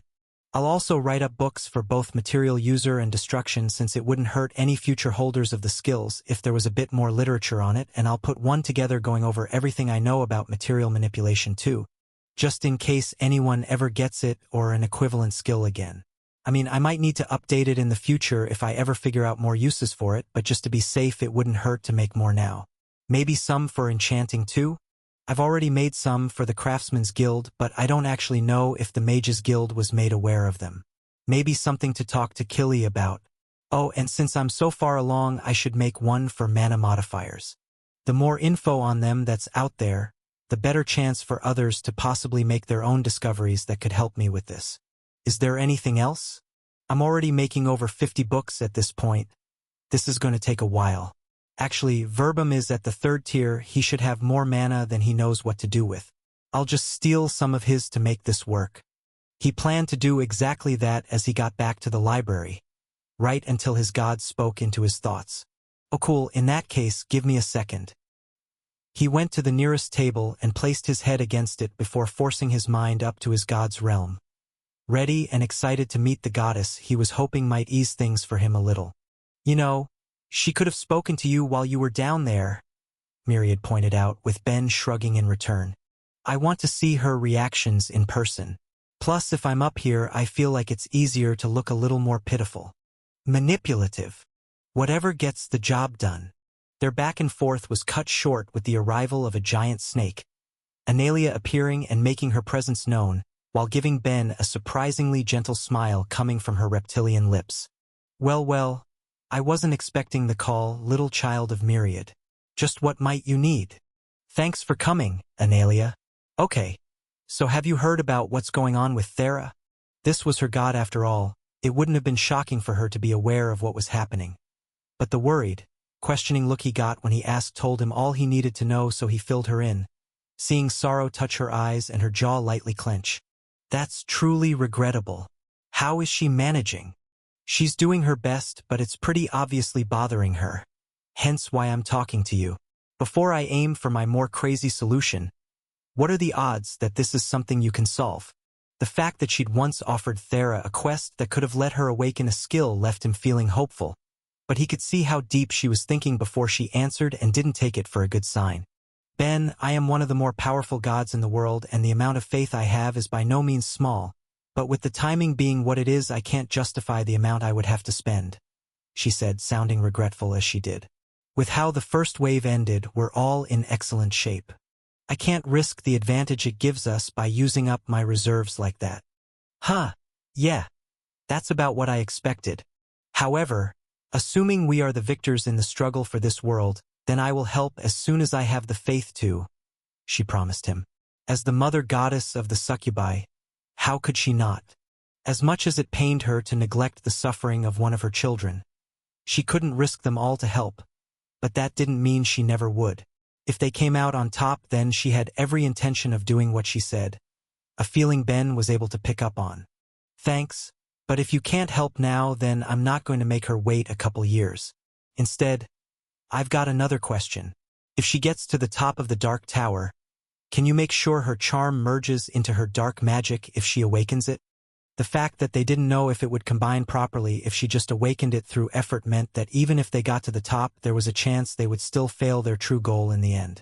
Ben wanted to reduce those odds, making the very idea of failure laughable, and this time he got the response he wanted. If you manage that, then I can guarantee you that we can cause the awakening you desire, but I'd advise you to take a bit more time to consider it. I understand this might be hard on her given the life she's led, but it's not worth dying for when you already have my promise that I'll solve this if you just wait a few years. You've had your luck with trials, but most mortals only do one of the towers for a reason. They can go very wrong. Your own experiences should tell you as much. Well, you're not wrong, but I wouldn't worry too much, he told her confidently. I fully intend on cheating my way through. He's already investigated what most of the floor options entail, Myriad sighed, getting a surprised look from Anelia and a cocky one from Ben, with the apostle speaking up at that. If you think that's all I've got, then you couldn't be more wrong, he grinned. I've got a cheat so good there's going to be gods wanting to toss me into hell all over again. An idea so fantastic that spending all of that money investigating the other floors might actually end up being meaningless. I just need to make sure she'll actually agree to help first. Thera hated the feeling of eyes on her. It was a feeling she would get in full force every time she was out in town ever since her titles and family connections had been outed that she couldn't escape, and it was just so exhausting. Knowing people were afraid of her when she hadn't even done anything. In the past, it had been easier. She'd just pushed everyone away and been happy with it. Well, not happy, but at peace. She'd come to terms with the fact that she wasn't getting a normal life. Sure, her small desire for one was one of the bigger motivators for moving out to Stonewall, but that had come crashing down rather quickly after running into Roan. Completely crushing that dream had its own little sense of peace, though. She'd been able to accept that no matter what she did, she'd never get that sort of life. But then things started to change. She'd made a real friend and slowly made others, become a member of the community through her work at the clinic in a way she'd never managed by being an adventurer despite the passion she held for the role, and in general felt her life moving forward to let her be her own person. To feel such a sudden backpedal, it couldn't help but get to her. She knew a big part of those feelings were still tied to her charm. She was dealing with it, even if it still ate at her, but the fact that it was so very on her mind at the same time someone had come and given the entire town the impression that he was under her effects, it only made things worse as opinions on her were just further complicated. On top of the reactions to her magic, people were in awe of her title and fearful of her family connections, afraid she'd wield them against any who'd spoken out against her in the past, as if she wouldn't have already done that if she'd so desired. She slapped her cheeks, trying to break herself of the sudden funk. It will get better, I'm not going to dwell on it, she told herself for the unknowable time. Just meet up with Aso and head out, then I don't need to think about it. Of course, the meeting place wasn't going to make that simple for her as she stood in front of the doors to the Adventurers Guild, fully expecting the place to fall silent the moment she was seen the way it had every time she'd been in there since getting back. Just deal with it. It will get better. I'm not getting any better.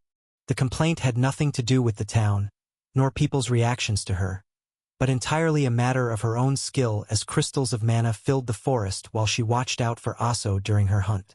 She wanted to get her levels for it as fast as possible, but it felt like she'd stalled. Of course, that was ridiculous. It had been a matter of weeks since she'd gained her last level, even less since she'd taken the job. The only reason she was feeling like that was because everything else was leaving her feeling impatient. She had the mana to power through those early levels, it just kept coming back to her control. Thera, I don't think you should demolish the forest, Aso said, snapping her out of her thoughts to focus on the trees she'd downed in her frustration. Although maybe doing a few to make a trail further in could be good? Ahem, sorry. I got a little distracted. Still not feeling great? I'm fine, Shelit. I just really want to get a couple more levels to my mana crystallization, so I can focus on my barrier magic next, and then go back to the ones that really matter to me. The ones that really matter, Aso tisked playfully. Have some sympathy on those of us with only 2 magics. With all of the new ones you came back with, people would think you're aiming to become a non-affinitied mage. No way, are you really? She asked, her eyes lighting up in the silence Thera left. I mean, it makes sense with everything you have, but that's super cool. Why haven't you brought it up before? It's just not a major goal, she shrugged. Having the extra flexibility would be cool, but I'd mostly be using it to empower my earth and life magics, since those are the ones that are most important to me. Of course, just how much she'd be able to empower both made it more than worth all of the effort. She'd woven telekinesis into her use of earth magic enough in the past to see just how much more powerful it could get, to know that it would do wonders for her in the short term if she achieved it, and given that Ben had been able to help 2 others awaken to the magic, it was basically a guarantee. Even if her heritage and ridiculously high affinity were both finally paying off to help her level her earth magic despite how high she already had it, there was no guarantee she'd never hit a wall, not to mention how much work she had to put into her life magic in comparison to let it keep up. She wanted to get the skill before the next wave to let her do even more. I think being the second one on the planet would be pretty dang cool too. I'd be the fifth, actually. No way. I guess everyone is working hard right now, huh? She didn't mention Jake, nor the two Ben had helped awaken. Information was always going to spread at an uneven rate, and they were pretty far from the gate, but the last thing she wanted to do was reveal any more connections, even if it was to a friend. Besides, she wasn't wrong. The world as a whole was full of people pushing themselves harder. She just needed to keep up with it too, so she remade her mana constructs and got back to work testing their limits for whatever bit of growth it would give her. "Sorry I'm back so late," Ben called out as he got home for the day, with dinner already done for both Thera and her aunt. "Things got a bit hectic." "It's all right, we left you a plate at the table," her aunt told him warmly, but he ignored it for the time to join them in the living room, taking a seat beside Thera. "So what had you so busy today?" she asked him, seeing the focused look in his eyes, and wondered if he'd already managed to make another legendary item, only for a different topic to come up. "I'll tell you in a bit. First though, do you mind if I read your mind?" "What? Why?" "Because you look down and I want an honest answer about how you're feeling." "Then no." "Which is an answer unto itself," he said with a nod that left her feeling like she'd just been played, only to have it stripped away by what came next. "Thera, let's challenge the Dark Tower." She knew where this was coming from, but it still left her speechless for a second. She'd considered that awakening her dark magic might help with her charm, so this was obviously a potential solution. She just hadn't expected it to come up so suddenly. But it was rash. There was no reason for them to put their lives on the line just because she was feeling bad. "Ben, it's not worth it," she told him. "I just had a bit of a bad day. I know I'm not exactly the best at hiding how I'm feeling, but I am getting better with this in general. I'd rather not see you taken apart or turned to stone or bleeding out of places people aren't meant to bleed because of me. I feel like all of that had to do with concerns about me. Obviously, who was it that got the most injured in the last 2 towers? You know what, that's actually good," he grinned. "That means you're confident you can handle it. I mean, that's a bit of a stretch, it's just a lot easier to worry about you first." She didn't know if she would be confident about doing such a thing, but she did know that she'd handled both previous towers rather well, which did provide its own small sense of ease. Of course, comparing doing the Dark Tower to the last 2 wasn't exactly the same either. "Ben, I had my awakened magics for the last 2 towers, I don't for this one. Considering how much I did for the other ones, I don't think I need to tell you how bad it would be for us if I couldn't handle things, do I?" "You're not wrong, but there's 2 things you need to consider," he began before materializing and handing over a few pages. "1, compared to the Life Tower, I was able to find out a lot more. I'm 90% sure I found out what every one of the first 3 floors contains, and I'm really liking our odds for getting at least one of the last 2 as well." "How did you even get this?" she muttered as she flipped through the pages, finding detailed notes on over a dozen different potential floors. "By abusing my skills and money. More important, though, is the second thing. You don't need to carry us because I've already gotten someone with an even more powerful dark magic to join the team. I have so much determination to make sure we kick this trial's ass that nothing will stop us if you're willing to give it a try. So what do you say?" "That's not fair." She could see how confident he was, how much work he must have been putting into making sure this was something they could come out on top of, and how much he wanted to help her. How could she say no? His confidence was infectious, and it made her want to take the risk. "Okay, I'll try it. When do we head out?" "Tomorrow. Sleep well, 'cause this is going to be a big day." "I can't believe I agreed to this," Thera muttered as they got to the shop, having just finished eating and saying goodbye to her aunt. "Literally every time we finish one of these we say we're never doing it again. We can mean it for realsies after this one," he said innocently while she shook her head. "No, I'm done believing that. I'm putting money on the next wave being bad enough that we do the non-affinity tower or something." "Huh. That would be the first one that I'd really get anything from, wouldn't it?" Ben mused. "I mean, okay, obviously I've gotten plenty from the last 2. Really enjoy the feeling of my attributes growing so much thanks to the blessings, but that tower would let me level enchanting or material manipulation. No, not worth it, and I don't need it that bad. I'm a machine.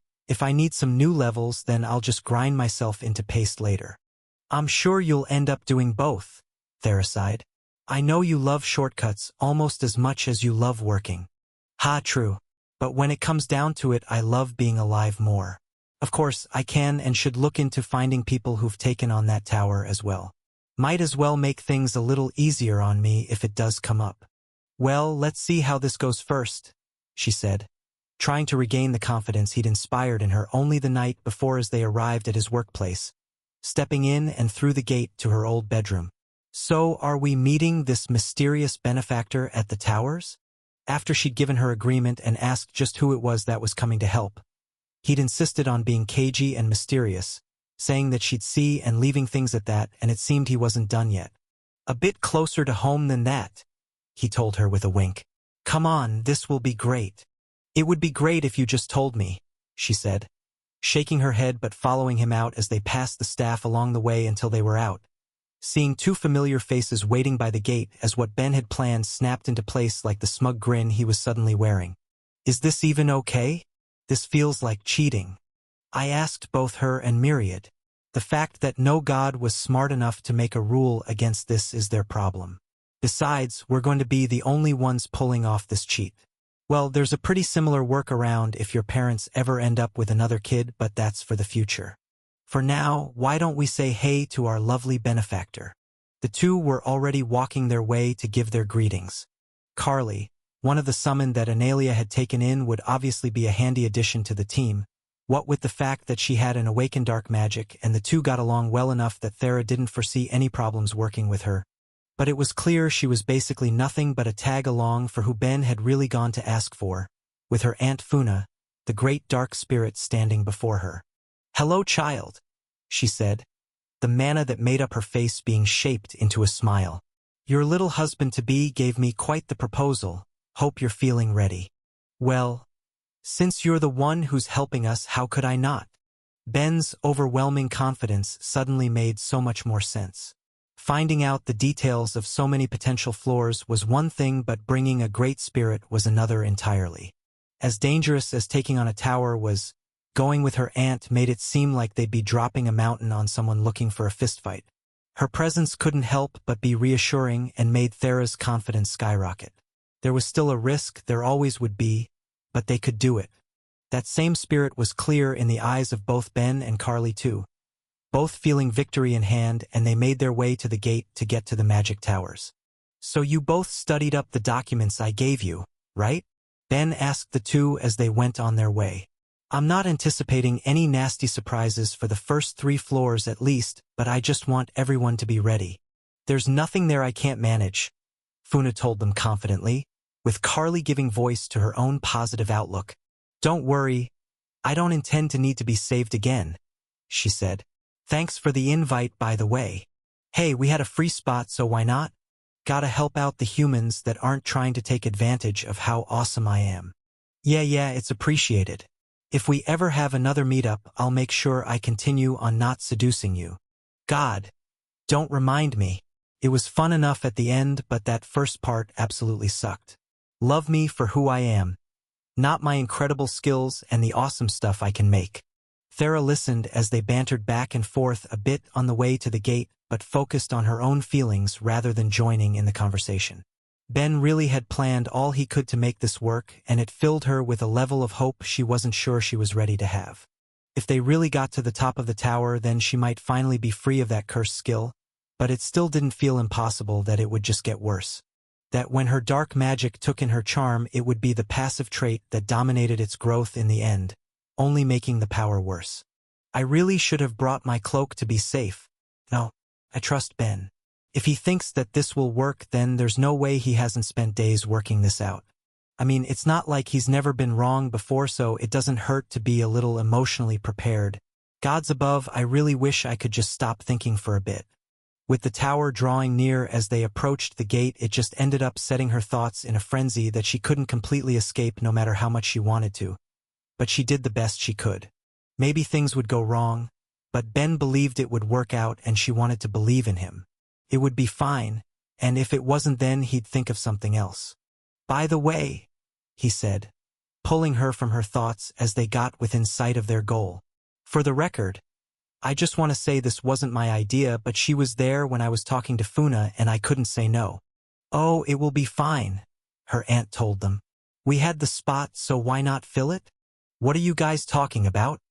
Instead of answering, Ben just nodded off into the distance, pulling her eyes to the front of the trial door and the person standing as she waited.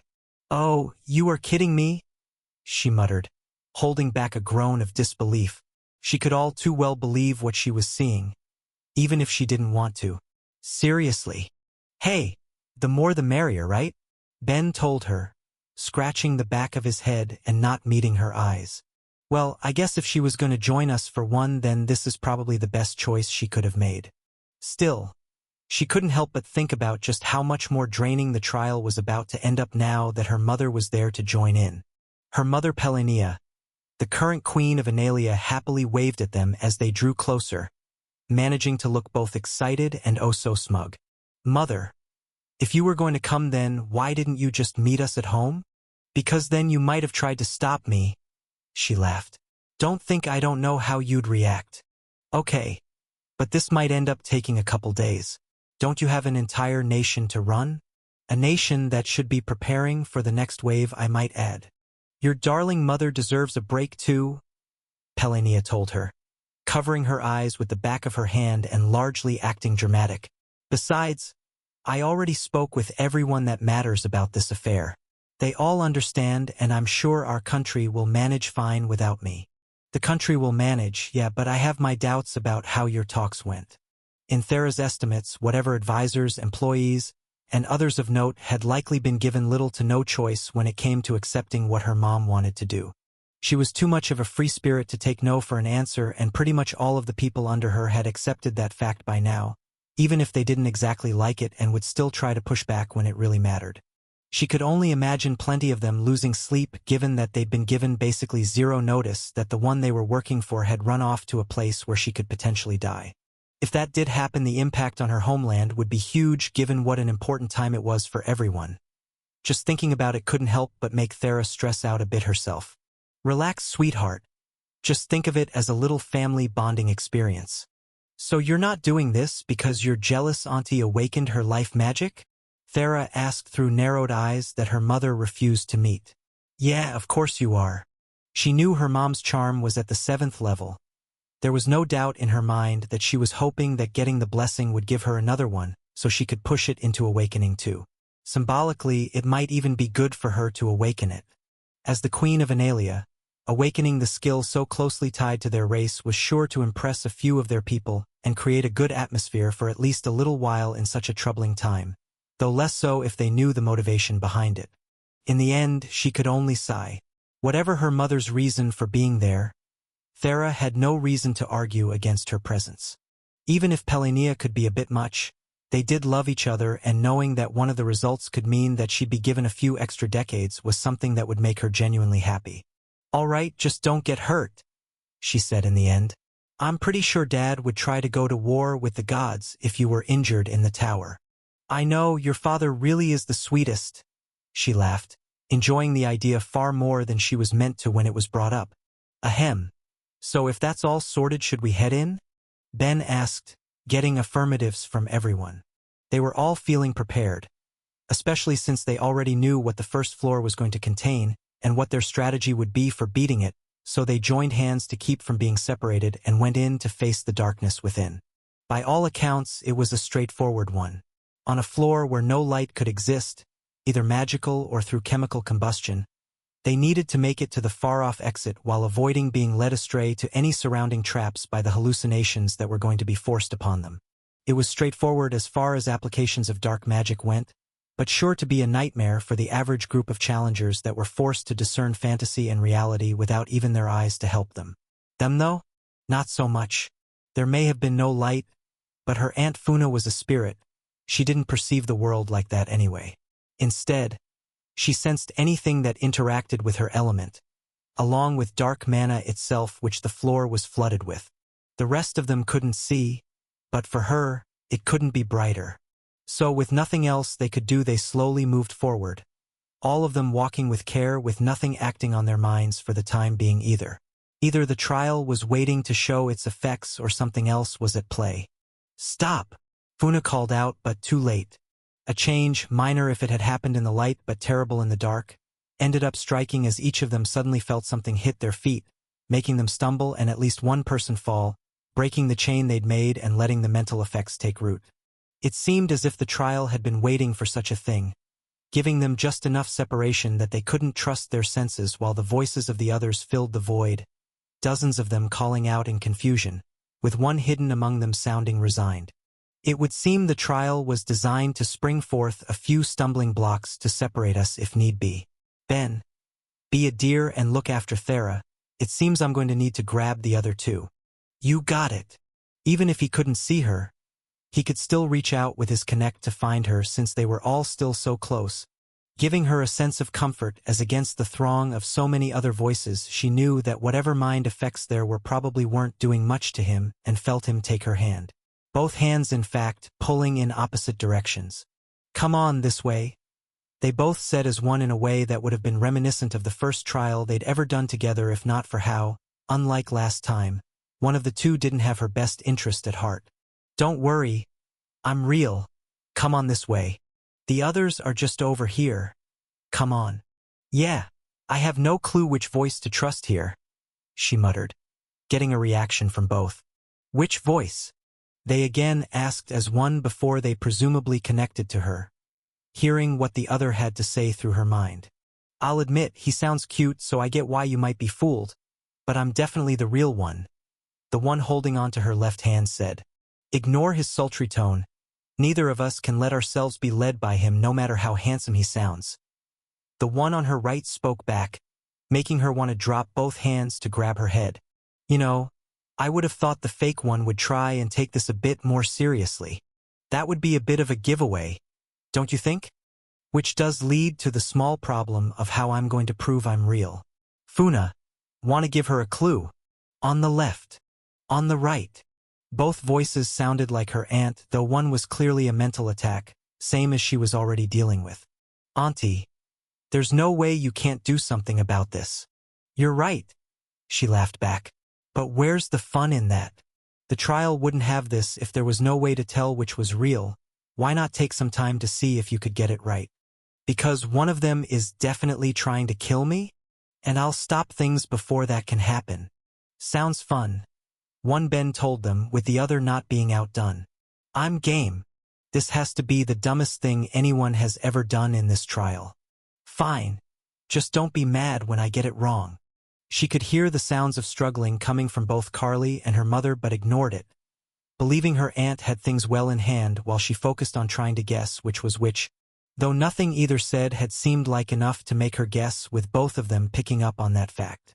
"I guess the problem here is that anything you or I know, the trial probably does as well," one said. "It really does create an issue with determining things.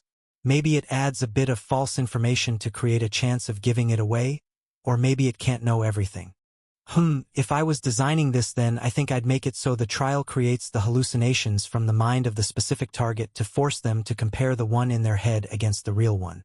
"Oh, now that is a fun idea. I like that. You could get something interesting doing the opposite as well, though. Create the hallucination from the mind being mimicked to see if the person being targeted can differentiate between their companion and who their companion thinks they are." "Oh, that could be interesting, but at the same time potentially too easy. I've read enough minds by this point to know that people don't always show who they are on the inside." "True, but there's definitely got to be ways to counteract it. Maybe their idealized self could be modified by the behavior they show upon entering.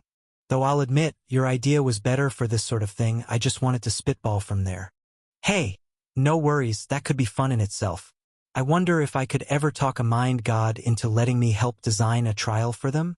That would definitely work in a situation where a person has to face both who they think they are on the inside and who they actually show the world." "I was just thinking the same. A shame that so many gods seem like they aren't exactly fans.